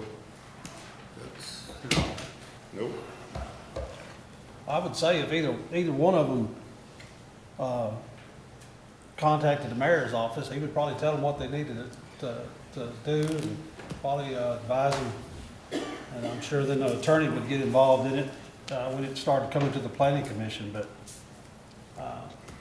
I guess depending on what they want to do. If we're gonna do one, we'll do all. And, you know, like Jimmy said, these people have been coming meeting after meeting after meeting, and I see a few that's in favor of it. I see a whole lot that's against it. If we don't listen to those that are against it, the majority, and vote that we know what's better for them, we're no better than carpetbaggers in Washington, D.C. Amen, brother. Mr. Chairman, that brings up another good point. I mean, we'd all love for it to stay just like it is. I live on the south side too, and I've been there my whole life. I'd love for it to stay just like it is, but the reality is it's not going to. Growth is coming, and it's going to hit us. The north side of the county, subdivisions everywhere. I don't want us to be like that on the south side. I don't want us to end up looking like Pleasant View. But if Amanda Bell or Jason Bumpus bought that property that's for sale right now, what could they do? Right now, Franklin, what could they put in there? Residential development, How many houses? zoned ag, 5 acres per lot. It's 560 acres? No, because there's only about 100 acres of it that's even practical to build on. How much is in the floodplain? How much is in the I floodplain? don't have the map, it sort of borders the harbor there. I can assure you, I've been there. you ain't been there like I've been there. Okay. Is it the I grew up floodway? going there in the 70s, Mr. Hedgepath. My family lived there on that property. So I've spent a lot of time on that property. There's some in the floodplain, but there's quite a bit of buildable area there. There's about 100 acres of buildable property. Okay, on 100 acres, at 5 acres apiece, how many houses is that? 20 houses. Yeah, there's going to be more than 20 houses put in there. But at 20 houses, how many cars a day, every single day is that? That's at least 40 cars a day, every single day. How many children in our schools? Can Kingston Springs take any more children in their school? Pegram could, but Kingston Springs can't. And that's a minimum, a bare minimum. I'm just saying, we've got to look at the other option because something is going to happen. So we'll cross that bridge when we get to it. But this whole thing is about a zoning amendment to accommodate one person. That's what this is about. And it's not in the growth plan. There's no infrastructure. It's just, it's out of proportion. It's just, it don't fit. It's not that, it don't belong. But yet because of money, we're trying to make it fit, twist it, move it, call it this, pull that, shove that. Oh yeah, we can make it work. And that's what it's all about, any way you figure. I don't think any details are worked out all the way on any of it, but we just don't want to have the conversation because people are going to get really mad and threaten us. Well, I'm gonna tell you something, when planning and zoning don't wanna deal with it, that's their job. That's what they're good at. And they don't wanna deal with it. They said they're done. Now, if we've got any sense, we'll follow suit. Now, they voted not to do anything, right? So they voted it, they don't even want to see it back. So They didn't then- even recommend it to come to us. So we per se, other than the resolution in hand, like, the commission has nothing to vote on when it comes to this resort rezone at all, correct? Mr. Attorney, what did they vote on? We don't have anything, right? What did they vote on that night? They voted to discontinue discussions. They were in the process of developing a proposed amendment to the zoning resolution that would allow this type of development. It wasn't to approve the specific development, it was to create a framework that would allow the type of development. And so they discontinued any further discussion of that. So I feel like we don't have anything to vote on right now, but and I haven't publicly or verbally spoken whether I'm for this, against this, or whatever. All I'm saying is there's processes to things, different procedures, different zoning things. Like, I can't tell you that I've ever been to a planning commission meeting. I'm not gonna lie to you, because I have no reason to. I've never been to one. But I hadn't had a reason to go. I mean, the people that come here and speak every month, twice a month, are pretty informative, honestly. Kudos to you guys. I mean, you obviously doing your research. And I listen, and I take notes, like my book's full of it, of what people say. But at the same token, there's a process for things. And, I mean, let it run its course. When the planning commission sends something up to the floor to be voted on, okay, we vote on it. But if they don't send anything up, then we don't vote on it. There's nothing here to vote on. So that's just my 2 cents with it. Like I said, I'm not saying I'm for or against, whatever future resort that might come up here, or Ashland City, or Kingston Springs. I don't know. But until the process allows it to come to the floor to be voted on, what are we even talking about? Well, the night the planning commission met, they had a motion on the floor and a second, and they passed their motion. Just like Mr. Bly said, they voted to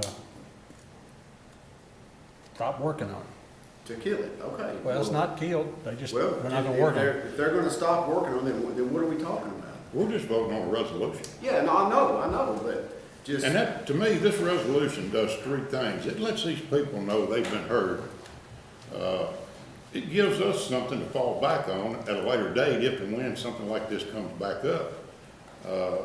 But most importantly, it backs the planning commission up to let them know, well, hey, those people, they're not just jumping the gun and going around us, they're following suit. That's what those people do. I don't see any other way that we can, it's time to put this thing to rest tonight. I call for question. Call for question, Mr. Chairman. Mr. Gilmore, He's called for question. Mr. Turner. Yes, you do. Hold on. Calling for the question is a motion to cease debate, so you'd have to vote on the question. I had a question called. Want to make a motion or ask for a? Well, you have one person call for the question, so that's a motion. We need a second on the Do I motion. have a second on the question? Second. Got a second. Do I have a discussion in it? No, discussion is not required on this type of motion, but yeah, it is a motion to. All in to favor? end debate. Question, which will end our questions and debate on it. All in favor, say aye. Aye. Any opposed? All right, anything else, Mr. Gilmore? Oh, wait a minute, we just passed it, didn't we? All right. I want to keep talking. So now you're back to the motion. All right, we have a motion and a second on the floor to approve the resolution. Have a roll call, please. James Hetchcock, Yes. Mike Breedlove, No. David Anderson, Yes. Carlton Blacker, Yes. Randy Nunn, Yes. Tim Williamson, Yes. Chris Gilmore, Yes. BJ Hudspeth, Yes. Bill Powers, Yes. Walter Weekly, Yes. Diana Lovell, No. Eugene Evans, Yes. David Anderson. Yes. Anybody wish to change your vote? It's 10 yes, 2 no, no one absent, motion carries. Let me get back to the agenda.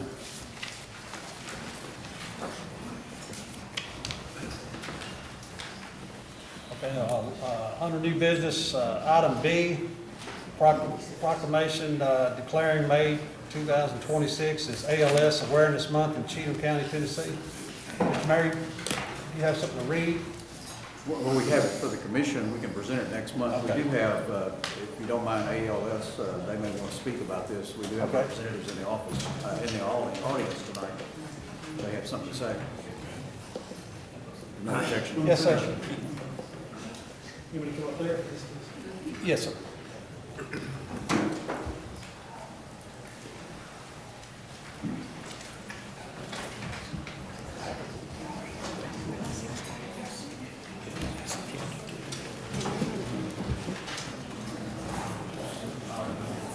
Good evening, my name's Charles Eads. I live in Pegram, been living there since 1991. And I want to thank the mayor and the commission to consider the proclamation to declare May as ALS month in the county, Cheatham County. I am living with ALS. It is a devastating disease, if you don't know about it. It's Lou Gehrig's disease. It takes everything away from you over time, and there is no treatments or anything that can be done for you once you're diagnosed and you have it, and your life expectancy is normally 2 to 5 years. I was diagnosed for 18 to 24 months, and I'm in my 29th or 30th month now, so can't believe everything they tell you, right? So I would like for you to consider this a proclamation and make it ALS month of May recognition. I'd appreciate it. Thank you. Thank you. Motion to approve.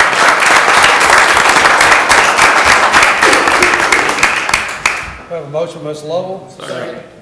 Second by Mr. Powers. Any discussion? All in favor say aye. Aye. Any opposed? Motion carries. Public hearing? Thank you, Mr. Chairman. Public notice agenda for April 20th, 2026, as advertised in newspaper of local distribution. The Cheatham County Commission will meet on April 20th, 2026 at 6 p.m. in the General Sessions Courtroom in Ashland City, Tennessee. The following items will be heard. Anthony Palladino requesting a zone change from C5 to C1 for map 23, parcel 64.05. Property is located at 1028 Cotton Harris Road in the 2nd voting district and is not in a special flood hazard area, deferred from March 16th, 2026. Item 2, Adam Prophet requesting, well, it was advertised. Oh, okay, I'm sorry. Adam Prophet requesting a zone change from agriculture to E1 for map 67, parcel 17. Property is located at 3026 Petway Road in the 5th voting district and is not in a special flood hazard area. That's been withdrawn by the applicant. Thanks, sir.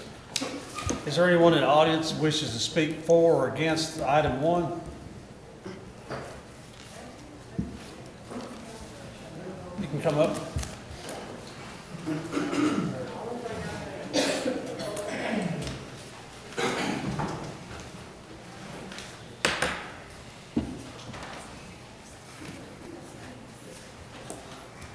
Hello, I'm Scotty Chambers. I live at 1140 Cotton Harris Road. I would like to thank all of y'all for, I wouldn't want y'all's job, I'll have to say that. But thank you for your time and your thoughts and all you put into the decisions that you make. But they're wanting to change a C5 to C1. Cotton Harris Road is very narrow. Many of y'all have been over there on Cotton Harris Road. They put a subdivision right at the end of it. Any commercial development down that road I know is going to bring truck traffic. It's going to have to go right through the subdivision. In 1972 and 73, I-24 come through. It split our farms open. We have to cut hay on one side of the interstate and bring it through the subdivision now, down to our farm to carry on our farming operation. And I just have a 1-ton truck with a 24-foot trailer on it. And if I'm coming through there and anybody, whether the subdivision traffic or neighbors from other areas or whatever, is coming out of Cotton Harris Road, I can't get turned in. I have to stop in the middle of New Hope Road or go on to some other destination, turn around and try to come back. So truck traffic's not going to be able to come down through there. This subdivision is mostly younger couples in it, and they have children. The majority of them have children. The children, y'all know what that's going to be, playing out on the roads and things and trucks coming down through it. We got a water problem already. The subdivision has water problems that's been generated from other commercial developments and the way their subdivision was designed. There is a creek that comes down across this property through the side of it. It comes on down onto our property and through neighbors' properties. Any more development's going to just increase a lot of water coming down through our area. If they do pass this, I hope y'all will definitely make sure they have lots of detention ponds to help hold their water. I think the subdivision has already had an issue. They don't have enough detention pond to hold the water. Pavement, rooftops, water's going somewhere. It's not going to go on the ground anymore. So I hope y'all will really watch that.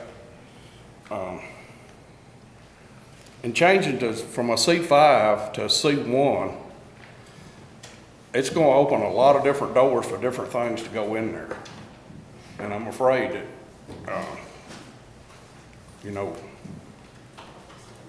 if you change it to C1, y'all might not even get to vote on what might go in there the next time that somebody buys it or wants to buy it. And I know the people want to sell their property, and I know they need to sell their property, but it's residential in front of it, on each side of it. I know the subdivision was on C5 when it was built. And we got houses side by side, lots close houses, and residential on the other side. So I can't see how we could put commercial right between two properties like that. But anyway, thank y'all for your time. Thank you. Anyone else wish to speak?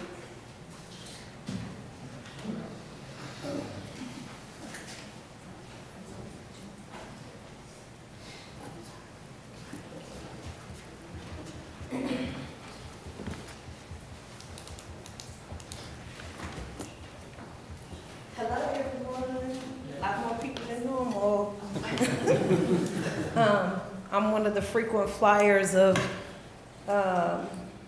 problems. So, native Tennessean, born and raised in Nashville, 2602 Buchanan Street. That was zoned for Jolton.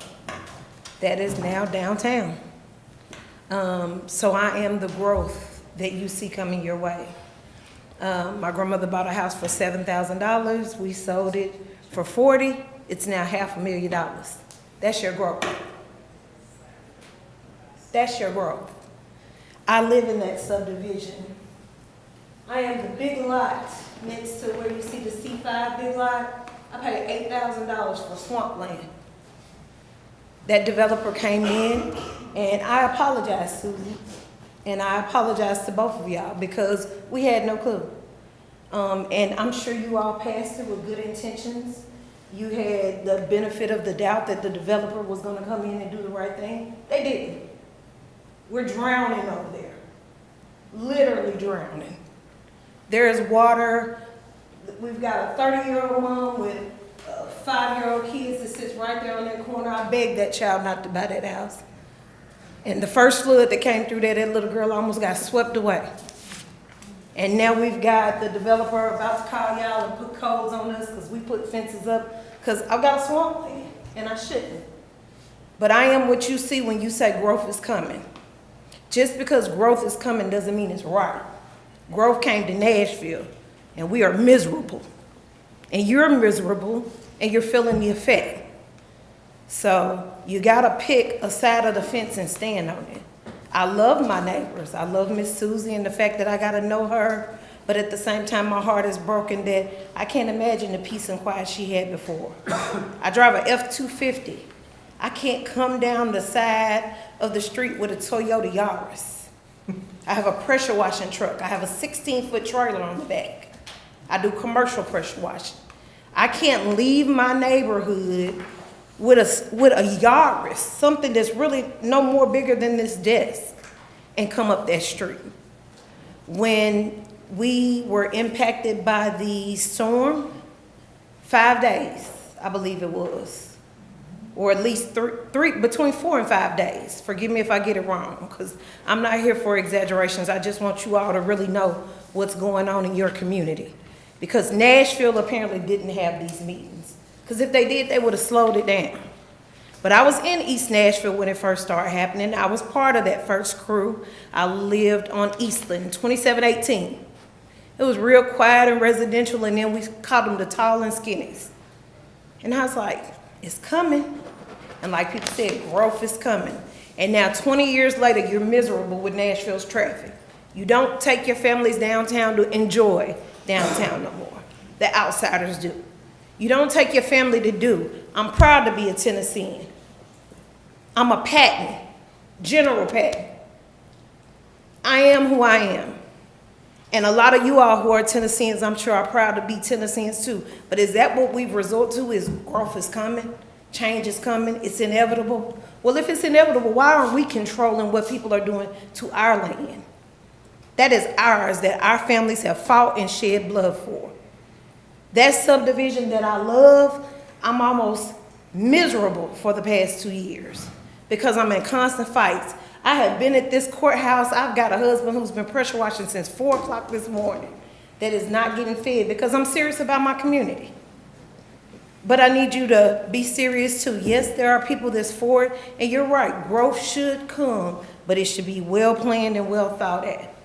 I'm not hearing a Publix that will employ the kids in the neighborhood. I'm not hearing things that benefit the community. I'm hearing big business.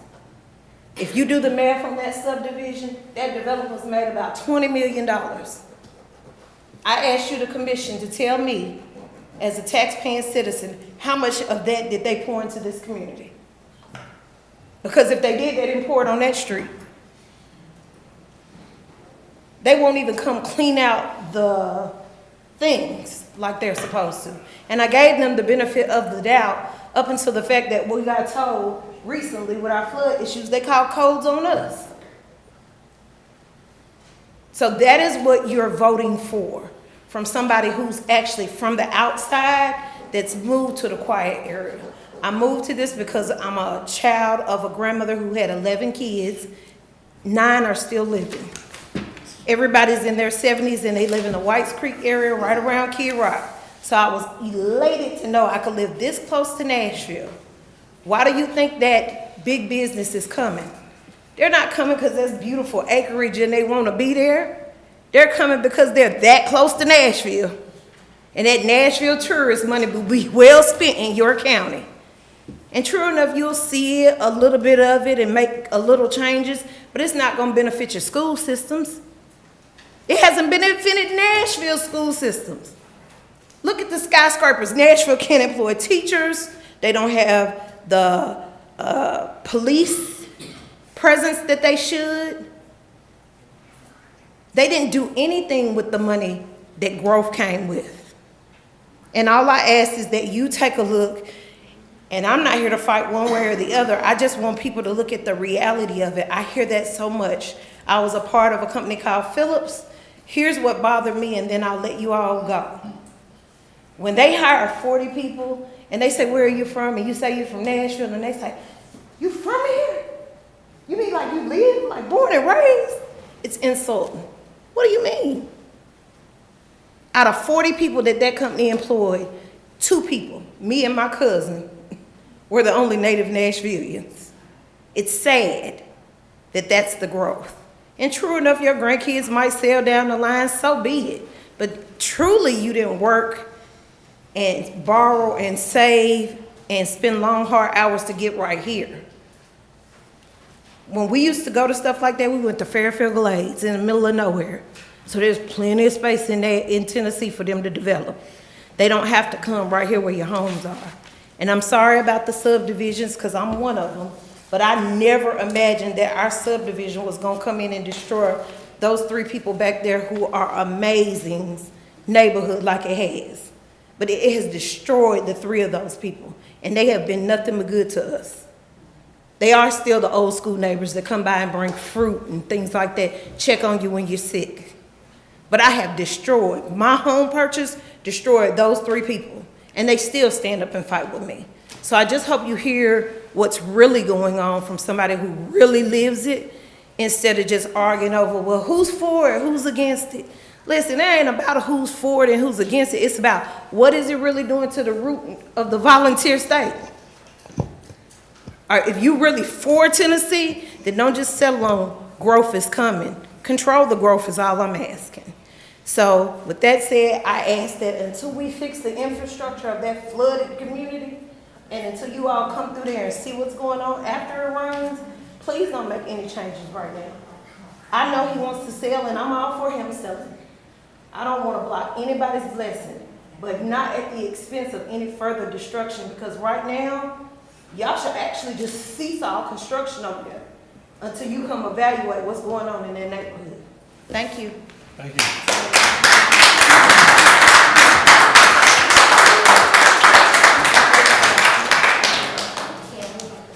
Anyone else?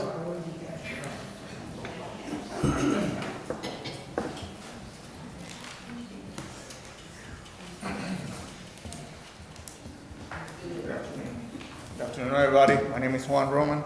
I'm a 22-year Army veteran. I've been living in this community back here for the last 2 years, along with Marcy and our wonderful neighbors down the corner. I just want to tell you, yeah, we're in for a big problem. The problem is the development that is not being planned properly is affecting everybody else around us. And the same problem that is happening with that other community I was talking about, we're trying to build them hotels. Same thing happened in my community in Puerto Rico. I'm originally from Puerto Rico, served the United States Army for 22 years, like I just said. And I've seen what growth does. I mean, I live 7 minutes from the beach. I cannot even get to the beach now because it's all blocked by hotels. I love the beach. I love the ocean. I surf all my life. Swim 7, 3, 2, whatever mileage you want me to swim, I'll swim it. But if I cannot be accessing those resources to swim on, like the lake, the rivers, the ocean, what good am I? I was a lifeguard all my life. I love being by the water. If I can help anybody in the water, I'll do it. But when you block people's access with this development, you are preventing people from enjoying these areas that are so pristine. Tennessee is big on water. I love all the lakes, everything out there. It's just awesome to go fishing and be quiet. And that's what I wanted when I moved to this community, that is kind of like disrupt their peace. Like Marcy said, hey, we feel a little bit bad about that, but we needed a place to live when I moved here. So that's all I got to say about that. But hopefully y'all vote no to this community, to this development, because this development that they're planning to do next to our community is just going to bring more flooding. I know the whole south of the division there, where it says Bear Branch Circle, all those houses, half of their land is flooding every time it rains. So you take that into consideration with a lot of roof that they might put on the other side. All that water have nothing to go, it doesn't hit the ground anymore. So it's just gonna flood all those houses back there worst. So thank you very much for listening. Thank you, sir.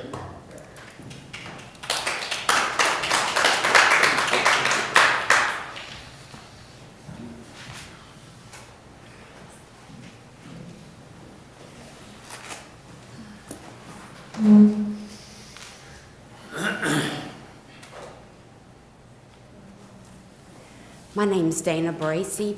I live at 1151 Cotton Harris Road.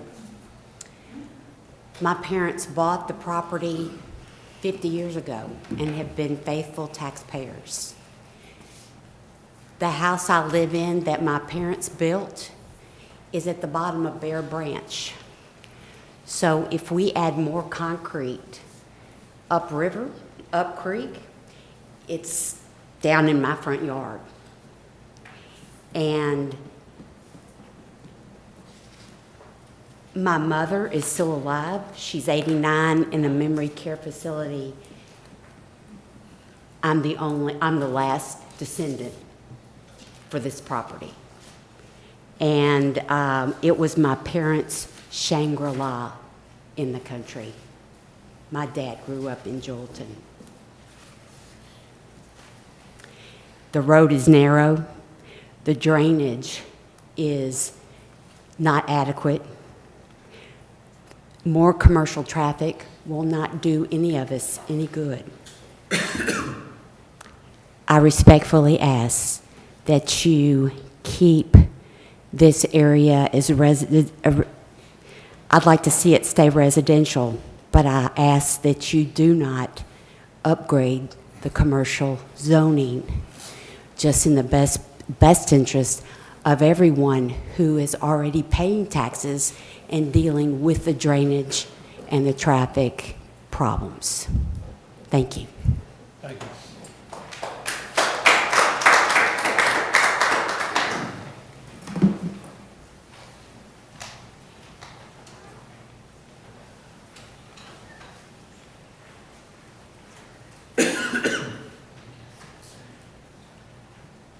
My name is Dr. Suzanne Barker Harris. My husband, Dale Harris, and I have lived at 1062 Cotton Harris Road for nearly 40 years. I love my neighbors, by the way. My husband is not well, and it's so nice to get a text that says, thinking of Dale, how are you doing? Is there anything we can do for you? You guys have been wonderful, and I thank you. I am asking that you do not grant the C1 request for 3 reasons. The size of our road, Cotton Harris Road, the flooding issue, and also safety. Cotton Harris Road, as has been mentioned, is a very narrow road. I cannot imagine commercial vehicles coming in and out of that road. I just can't even fathom what that's going to be like. Also regarding flooding, the culvert that goes, by the way, Dale and I face this property. Our front porch faces 100 some yards down to the property, right on the other side of the branch. We've had a lot of flooding. The the culvert, is that what it's called, that the county puts in to kind of direct the water away? It is all broken up with tree limbs and so forth. And so the water washed away our driveway over and over and over. And finally, we decided to pave it and put a wall on both sides to stop the flooding. We had to have 11 trees cut, which cost a substantial amount of money because they had to cut more walnut trees because the company told us that the walnut trees were rotten on the inside from too much water. It was a $12,500 job for us. So we have so much flooding issues where it comes up from down there, comes from up here, and I keep thinking, how much more can this 1 acre take? And as far as safety is concerned, these wonderful folks and their adorable children, they ride bikes up and down Cotton Harris Road, they push strollers, they walk the most beautiful dogs I have ever seen in my life. And they wave. Call me whatever, but I just love neighbors waving at me and speaking to me. They've been such a blessing. So I'm asking that you deny the C1 because we don't know what kind of business will be coming in. My husband and I will celebrate 50 years of marriage this summer. I'm going to have to retire because I need to take care of my sweet husband. And my dream is to sit on that front porch, continue waving at my neighbors, and look across and not see commercial businesses right there at our doorstep. So, and by the way, I do appreciate you all. And after listening tonight, I wouldn't be in your shoes for anything in this world. So thank you for everything you've done. Thank you.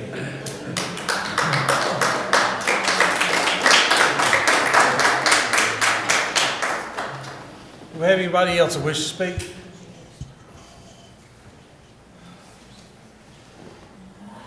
Not hearing none, I'm going to close the public hearing at 8:08. Item 1, Anthony Palladino requesting a zone change from C5 to C1 for map 23, parcel 64.05. Property is located at 1028 Cotton Harris Road in the 2nd voting district and is not in a special flood hazard area. Do I have a motion on the, I make a motion we deny. have a motion? I'll second it. Second by Mr. Evans. Any questions or comments by commissioners? Roll call, please. Randy Newman, Yes. Tim Williamson, Yes. Chris Gilmore. Yes. BJ Hudson, Yes. Bill Powers. Yes. Walter Wheaton. Yes. Diane Lovell. Yes. Eugene Evans. Yes. James Haddock. Yes. Mike Breedlove. Yes. David Anderson. Yes. Carlton White. Yes. Anybody wish to change your vote? 12 yes, 0 no, 0 absent, motion carries. Item 2, Adam Profits withdrawn, so there's no action for that. All right, anybody have any questions for Bill? All right, moving along. Budget? Item 1, budget amendments, county general, circuit court, $8,163.75. South Cheatham Library, $8,500. Sheriff's Department, $8,645. Sheriff's Department, $16,360. Emergency Medical Services, $21,600. Social, Cultural, and Recreational Projects, $18,523.75. Budget vote 4 yes, 0 no, 1 absent. Funding source various. Motion to approve. Second. Have a motion from Ms. Lowell, second by Mr. Anderson. Any questions? Roll call, please. Diane Lovell. Yes. Eugene Evans. Yes. James Haddock. Yes. Mike Breedlove. Yes. David Anderson. Yes. Carlton White. Yes. Randy Newman. Yes. Tim Williamson. Yes. Chris Gilmore. Yes. BJ Hudson. I'm gonna have to abstain. Bill Powers. Yes. Walter Wheaton. Yes. Anybody wish to change your vote? 11 yes, 0 no, 1 abstain, motion carries. Item 2, budget amendments, solid waste, convenience centers, $19,158. Budget vote 4 yes, 0 no, 1 absent. funding source solid waste fund balance. Motion to approve. Second. Motion by Mr. Powers, second by Mr. Anderson. Any questions? Roll call, please. Bill Howard. Yes. Walter Whitman. Yes. Diana Lovell. Yes. Eugene Evans. Yes. James Hedgepath. Yes. Mike Breedlove. Yes. David Anderson. Yes. Calvin White. Yes. Randy Nugent. Yes. Tim Williamson. Yes. Chris Gilmore. Yes. BJ Hudson. Yes. Voters change your vote. It's 12 yes, 0 no, motion carries. Item 3, budget amendments, highway and bridge maintenance, $287,061.75. Highway and bridge maintenance and operation and maintenance of equipment, $132,219.11. Budget vote 4 yes, 0 no, 1 absent. Funding source various. Motion approved. Motion by Mr. Powers, second by Mr. Weekly. Any questions? Roll call, please. Bill Howard. Yes. Walter Whitman. Yes. Diana Lovell. Yes. Eugene Evans. Yes. James Hedgepath. Yes. Mike Breedlove. Yes. David Anderson. Yes. Calvin White. Yes. Randy Nugent. Yes. Tim Williamson. Yes. Chris Gilmore. Yes. BJ Hudson. Yes. Anybody wish to change your vote? It's 12 yes, 0 no, motion carries. Item 4, budget amendments, other capital projects, vehicles, other general government projects, $245,043.99. Budget vote 4 yes, 0 no, 1 absent. Funding source, other capital projects, vehicle fund balance. Motion approved. Motion by Mr. Gilmore, Second. second by Ms. Lowell. Any questions? Roll call. Chris Gilmore. Yes. BJ Hudson. Yes. Bill Howard. Yes. Walter Whitman. Yes. Diana Lovell. Yes. Eugene Evans. Yes. James Hedgepath. Yes. Mike Breedlove. Yes. David Anderson. Yes. Calvin White. Yes. Randy Nugent. Yes. Tim Williamson. Yes. Anybody wish to change your vote? It's 12 yes, 0 no, motion carries. Item 5, budget amendments, general purpose school, food service, $270,000. Board of Education vote, 5 yes, 0 no, 1 absent. Budget vote, 4 yes, 0 no, 1 absent. Funding source, general purpose school fund balance. Have a motion? Motion approved. Motion by Mr. Gilmore, second by Mr. Anderson. Any questions? Do we know what it's for? I mean, we see, It's the units and the freezer units at Harvard High and Sycamore High. They were the original units of when the schools were built, so they're replacements. okay. Any other questions? Roll call, please. Chris Gilmore. Yes. BJ Hudson. Yes. Bill Howard. Yes. Walter Whitman. Yes. Diana Lovell. Yes. Eugene Evans. Yes. James Hedgepath. Yes. Mike Breedlove. Yes. David Anderson. Yes. Calvin White. Yes. Randy Nugent. Yes. Tim Williamson. Yes. Anybody wish to change your vote? 12 yes, 0 no, motion carries. Item 6, budget amendments, other capital projects, jail, contributions to other agencies, $6,600. Budget vote 4 yes, 0 no, 1 absent. Funding source, opioid settlement funds. Motion to approve. Motion by Mr. Hudspeth, Second. second by Ms. Lowell. Any questions? Roll call, please. BJ Hudson. Yes. Bill Howard. Yes. Walter Whitman. Yes. Diana Lovell. Yes. Eugene Evans. Yes. James Hedgepath. Yes. Mike Breedlove. Yes. David Anderson. Yes. Calvin White. Yes. Randy Nugent. Yes. Tim Williamson. Yes. Chris Gilmore. Yes. Anybody wish to change your vote? It's 12 yes, 0 no, motion carries. Item 7, surplus county general, library items, and tables, DVD racks, reception chairs. Items have reached end of life. Once approved for surplus, items will be disposed of. Budget vote 4 yes, 0 no, 1 absent. Funding source none. Motion to approve. Motion by Mr. Powers, Second. second by Ms. Lovell. Okay, roll call, please. Bill Howard. Yes. Walter Whitman. Yes. Diana Lovell. Yes. Eugene Evans. Yes. James Hedgepath. Yes. Mike Breedlove. Yes. David Anderson. Yes. Calvin White. Yes. Randy Nugent. Yes. Tim Williamson. Yes. Chris Gilmore. Yes. BJ Hudson. Yes. Anybody wish to change your vote? It's 12 yes, 0 no, motion carries. My final item, item 8, is a resolution to increase the threshold over which quotes are required. The budget vote was 4 yes, 0 no, 1 absent. Funding source none. Motion to approve. Motion by Mr. Husband, Second. second by Mr. Evans. Any questions? Roll call, please. B.J. Hudson. Yes. Bill Powers. Yes. Walter Weaver. Yes. Diana Lovell. Yes. Eugene Evans. Yes. James Hitchcock. Yes. Mike Rudolph. Yes. David Anderson. Yes. Calvin Walker. Yes. Randy Knowles. Yes. Tim Williamson. Yes. Chris Gilmore. Yes. Anybody wish to change your vote? 12 yes, 0 no, 0 absent, motion carries. That's all I have. That's it? Any questions for finance? Mr. Mayor? Thank you, Chairman. We have 7 items that we reviewed last week in work session to bring to you tonight. First item is vote for the mayor's signature on a lease agreement with Pleasant View Volunteer Fire Department located at 1129 Pleasant View Main Street. Second item is vote for the mayor's signature on a lease agreement with Pleasant View Volunteer Fire Department located at 4301 Highway 12 North in the Henrietta community. Item 3 is vote for the mayor's signature on architect and design contract with Johnson & Associates regarding the new South Cheatham Library facility. Next item is vote for the mayor's signature on quadrant maintenance contract for postage machines. Vote for the mayor's new appointment of Clint Biggers for the Solid Waste Regional Planning Board to take Marie Spafford's place on that board. That term would end on March 31st of 2027. Next item is vote for the mayor's signature on agreement with GovEase for Chancery Court regarding auctioning off delinquent taxes. And the last item for your consideration will be the vote for the mayor's signature on an R.J. Young contract for the VSO copier. Have a motion to approve all 7 as a block. Motion. Motion by Mr. Blacker, second by Mr. Weekly. Any questions? Roll call, please. Calvin Walker. Yes. Randy Knowles. Yes. Tim Williamson. Yes. Chris Gilmore. Yes. B.J. Hudson. Yes. Bill Powers. Yes. Walter Weaver. Yes. Diana Lovell. Yes. Eugene Evans. Yes. James Hitchcock. Yes. Mike Rudolph. Yes. David Anderson. Yes. Anybody wish to change your vote? It's 12 yes, 0 no, motion carries. That's all I have, Chairman. Mr. Bly?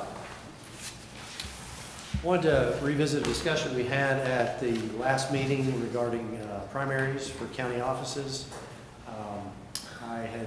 So I did a little more research on it, and basically the way the legislature set it up was, it was up to the political parties whether or not there would be a primary. It's not up to the county to decide. Then they came back and made it sort of irrevocable, because once you've had a primary, you can't go back. So currently, under state law, you have to have a primary. Now, if you want to change that, you need to talk to your state legislators. The trend has been towards making more races partisan rather than nonpartisan, but so that's kind of how we ended up this way. But if you want to change it, I can write a resolution asking your representatives to introduce something to allow the county to choose whether or not you're going to have a primary. Me and Randy's been down there at the early voting, and it's been confusing for some people. A lot of people's confused, but. And how many, we were talking about this earlier, how many people have voted since Friday? I think it's 723, is that right? How many? Around 723. 723, okay. There's So another it was 104. 10 days. It's not a lot of voters. I just want to say, it cost us $25,000 to $50,000. I'd like to see us go away with it. So, I think it's more than that. so Mr. I think Attorney, it's it has quite to a go bit through the more. legislature, so the Republican Party of Cheatham County can request to take it off? No, the most recent change to the law basically says, once you've had a primary, you have to continue to select candidates through a primary. Until, I think that was in, it's either 24 or 25 that passed. Before that, the local parties could have chosen not to call a primary. Bad thing is, here in Cheatham County, it's like these small counties, me and myself and another Cal, we're both Republicans. But we work for all the folks, so it doesn't matter if you're a Democrat, independent, you bring a problem to us, we're gonna go to bat and work for you. And that's the bad thing about it, and plus the money that's cost the county to do these primaries. I wish we could get that reversed for the next election. There's 13 counties in the state that have primary. That don't have, Doesn't have, I don't know how they Yeah. come up and didn't have them, but there's, according to Pam, there's 13 I think it counties. Mr. Walters, just because that, one of the parties had declared they had to have them. That's what's saving them right now. If the Republican Party or Democratic Party Yeah. in whatever county it was said, hey, we want to have a primary, they'll be in the same boat we're in, whether we like it or not. You know, it's a shame and disgrace that the legislature passes a bill, and if it involves money, if you can't find a way to fund it, they don't do it. But they give two hoots in hell about funding the elections. So I'd like to see us do away with it. Well, I know the special election for Matt Van Epps back in November, December, that was 105,000. Well, they had the primaries and, or the, had the primaries and then they had the general. So it's two elections. Okay, so. But that's what it's like, around $50,000. 50 to 60 right now is what this primary is gonna cost us. We're in there right in the middle of it right 60. now. 50 to 60. I could use $50,000 a lot of places. Mr. Bly, how does an individual county opt out before the state legislature? How does it, do we have to have our state representative introduce it? And then how does a county, especially a small county, do that? You'd be asking your representatives to amend state law to allow you to do it. That would cover all the whole state, not just. It would most likely be across the state. You could try to do it by private act. That would probably be of questionable legality to do it that way. So it probably would require that But it be statewide. The GOP here in Cheatham County needs to realize after this year, there's going to be people not jumping out here for the Republican, for the fiasco that went on here, the fiasco that went on across the state. You know, they're going to be running as independent. They are, yeah. And you know, if you didn't pay, what was it, $50? Or what was yours, Mayor? $250. $250. You know, it's a poll tax. You know, it's against the law. But they will not let you be on the Republican primary if you don't pay that. I don't care if you voted Republican off for 40 years. If you don't pay that tax, you're not going to be on it. And that's not right. But when you're paying that tax, down at the bottom, it says that you're making a donation. Yeah, you're making a donation. But if you don't pay it, you're not going to be on the ballot.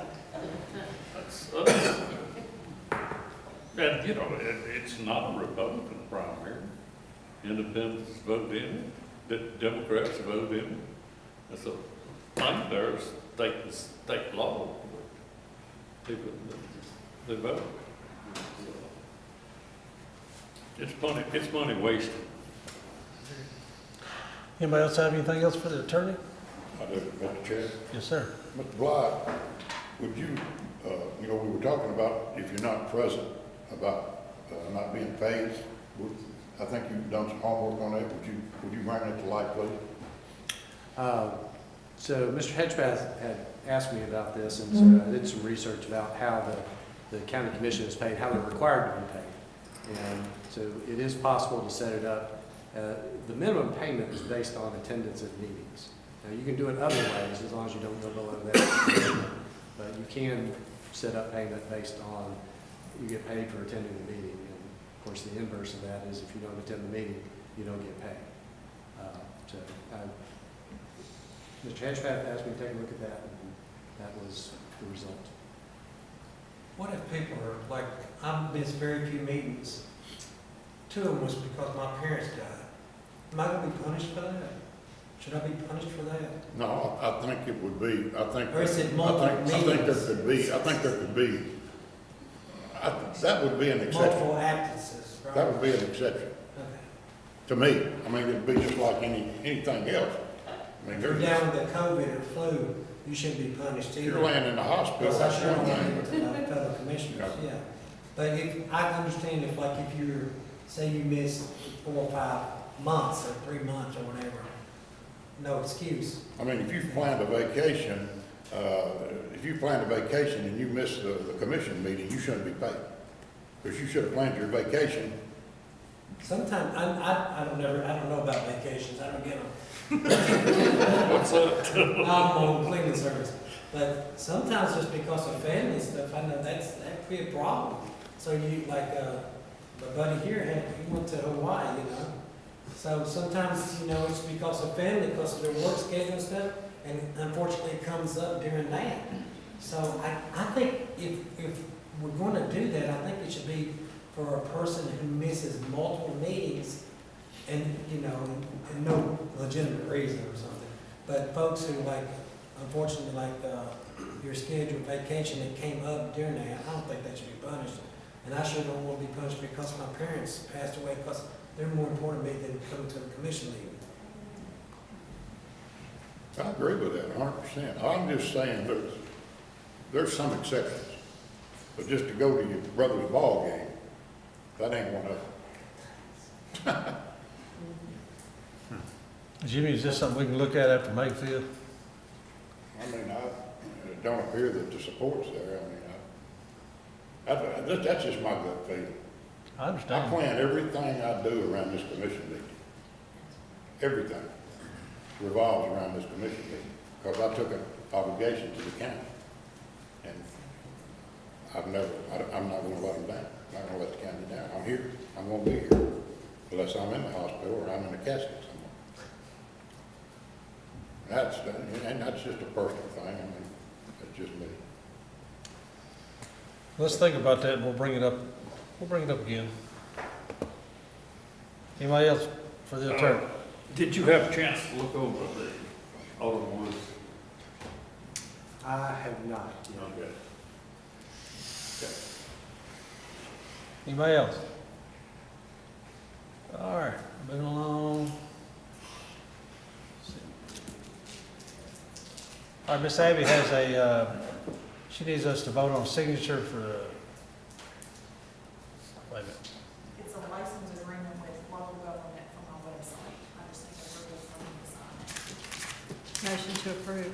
Motion by Ms. Lovell. Second. Second by Mr. Hedgepath.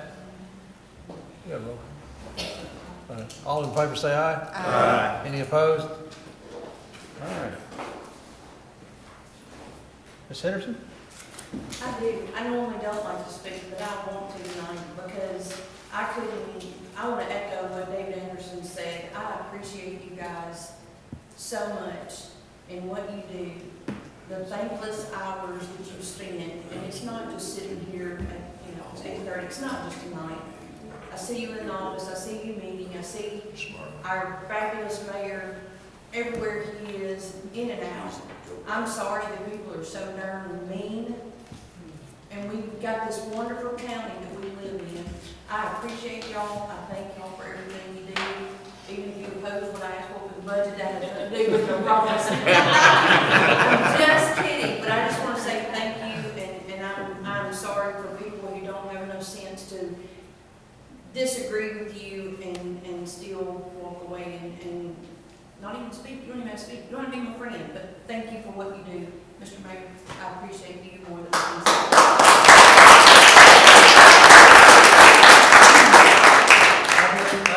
I'll stand with this on that. I thank you, Chrissy, and I just think that folks should just be respectful.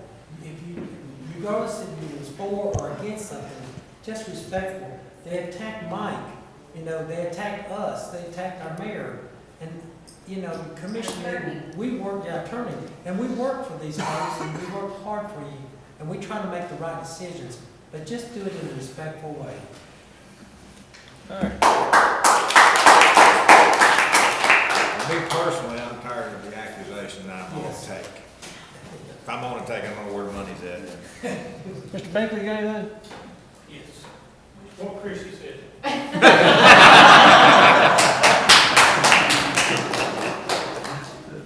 All right, Mr. Sheriff.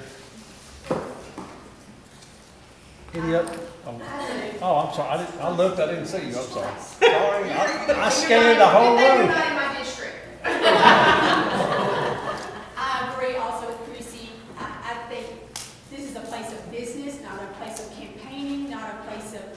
what goes on here is just, it drives me nuts sometimes. But outside of that, I appreciate y'all. But one other thing, if and when y'all are in our Sycamore Square buildings having meetings, when I went to go home tonight, the front door was left wide open. Wasn't shut, wasn't locked. When we close down, the security guard flips that power switch off, so you have to manually open and close those doors and lock them. I just happened to go up front to the restroom and the door was wide open.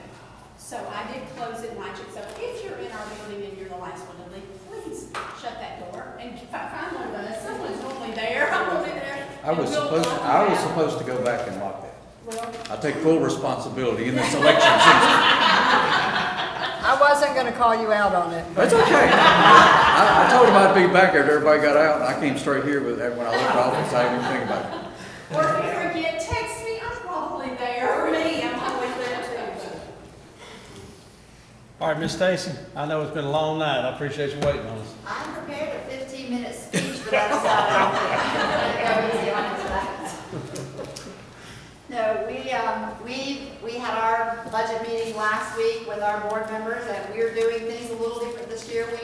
We didn't go line by line on the budget. We had all of our supervisors there talking about what was the most important things from their department. So we're doing things a little bit differently, and we'll probably take that same approach when we come to our budget meeting. So it might look a little different this year than it has in the past.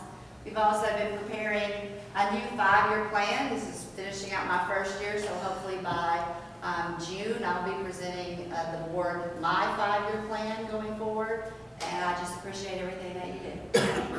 Thank you. No, goodness. Well, I was just reading Facebook from the director of schools in Hickman County, and he said his 8-year-old came home crying today, and he can't believe how much stress that we put over this one test. And so I would love to tell you that our students are doing great, but I hate that we put this much stress on them to test 2 weeks out of the year.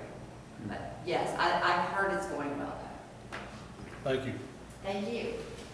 I can't believe it's already been a year. I know. Oh, that's Fast. Really fast. All right, UT Extension. I don't really have anything that I necessarily need to add, just reiterate what everyone else has said about thanking y'all for your service, not just supporting our office, but supporting this wonderful county that we live in. So thank you. Thank you. All right, Beer Board, minutes is in the. Minutes are in the packet. We approved something, but I can't remember what it was now. All right, emergency services. Free beer at her house. No, I don't have anything. Chris, you got any update on the flock cameras? Yes, so, I have two updates, one flock camera. First, I want to tell you that we had a robbery of a business, New Hope Road exit over the weekend. Where At New Hope Road. I hear about the subdivision every time, right? Yeah, right by the subdivision, and it was partially solved very quickly, thanks to some great patrol work from some of our guys and gals, and also with the great assistance of the flock cameras, that otherwise they would not have had anything other than it was a white vehicle. You're seeing some negative and hearing a little bit of negative. I challenge you to have a conversation with myself or the sheriff before you feed into some of that. I can fill you in that there's no data storage like's been proposed on social media. 31 days, if the sheriff tells me or anybody, hey, I want to know this tag number, they tell us, sorry, you're out of luck. It doesn't exist. It goes away. So all that rhetoric that you're hearing is not true. I urge you to come talk to us. I will gladly sit down and show you. I will show you the entire system of what it looks like and how it works. We have 2 cameras left to install. Luckily, we were very smart when we wrote the contract. That's what you're getting at, I think. We wrote the contract that we don't pay the last cameras in the ground. We had all this big, huge fight with TDOT. It boiled down to, we got it all fixed through Marshall Blackburn's office. I had some lovely help there. We have a camera that sits on 49 about River Road and Old River Road that now they can't install because of the rock bed. So I said, let's move that camera 75 foot. We've got permission from CEMC. Let's put it on a CEMC pole. I've done all the homework and CEMC does in fact on the pole. But because it's 75 foot down the road and TDOT in their infinite wisdom, they say that you have to go back through the permitting process. So, to not go back to the permitting process, I said, let's just find a place on a county right of way where we can put it. And we did so. And that's gonna be somewhere up near Biota Trail, is that right, Biota and that road's called 3 different roads right there. Grays Point and Ridge Road, whatever, but we're in the process of getting it put up there on county right of way. Because the mayor and Mr. Byerway, we signed all that years ago. That should fix our last camera, hopefully. I've been in kind of some conversation with them today, because they come back and say, oh, you're wanted in Metro. And I'm like, no, that is not where we told you all, because I know they will deny it. So we're trying to get that resolved, but that will get our last one. So at the rate they're going now, we might be in the next budget year before they ever charge us, I don't know. But we just have to see how that works out. And the second thing is that the naming of the armory is set, finally. They are back from their deployment overseas, and it looks like June the 17th at 10 a.m. June 17th at 10 a.m. I will put that out again next month because we have to finalize some things. We're working on First Sergeant down there as far as refreshments and all that kind of stuff goes. I've not been able to get either one of my representative or our senator to get back in touch with me about it. I think it's probably because they're in session, but as soon as they get back, we'll get that ironed out. And I'd like to have all of you all attend as well. So, it does look great. I was down there when they were putting the letters back up in the appropriate place. And I got to see it without the without the curtain being up. So they've done a really good job. I know the family will be very, very proud. Cool. All right, capital improvements? Yes, sir. County rules? Yes, sir, I have two things. One is the County Board of Equalization for 26-27. They renominate Jean Hanna, Gary Chance, Bill Brinkley, Brenda Montgomery, and Jackie Simpkins, and it was appointed by Ashland City. I put that in the form of a motion. A motion by Ms. Anderson, Second. second by Ms. Lovell. Any questions? All in favor say aye. Aye. Any opposed? Motion carries. The second is Coach Lee Hunter, and I'm going to let Diana. Lee Hunter has coached volleyball, thank you, for 16 years, and he's retiring. So I sent you the information, right, Rachel? Tell me next month. If we approved it. And I put that in the form of a motion to approve. I second. A motion by Mr. Anderson, second by Ms. Lovell. Any questions? All in favor say aye. Aye. Any opposed? Motion carries. That's it. All right. Mr. Chairman, while we're with David on the Kellerman roads, I'd like for us to do something for Mark Coulon. He was a county commissioner, he was a county sheriff, chief investigator, police chief there in the city.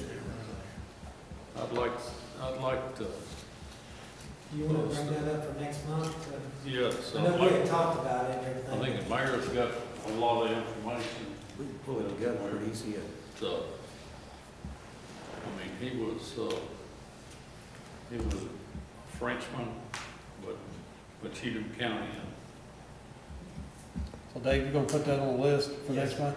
Guys, it would make it a lot easier too, if all the recognitions and stuff would be forwarded to the county rules, which is David's committee. So we'll have them before the workshop, so he can send an email to me, I can get it on the agenda. I mean, it's getting hard, and I know it's hard for Mayor's assistant to keep track of it. Sometimes I'm like, I have to call her to find out what we had. Are you directing that at me? Huh? Yes, we're directing that. I said, are you directing Yeah, that I at mean, me? just like 20 every month. But anyway, yeah, seriously though, get it to Dave so he can get it to me to get on the agenda for our workshop. Make it a little easier to keep track of. Diana. And, Road and Bridge? Road and Bridge, we had, changed the speed limit from 40 to 25, New Road, Church Road, Neptune, Tennessee. That's the form of a motion. That's weekly. Never knew it was 40, and I've lived there for 25 years. Second by Mr. Powers. Any questions? All in favor say aye. Aye. Any opposed?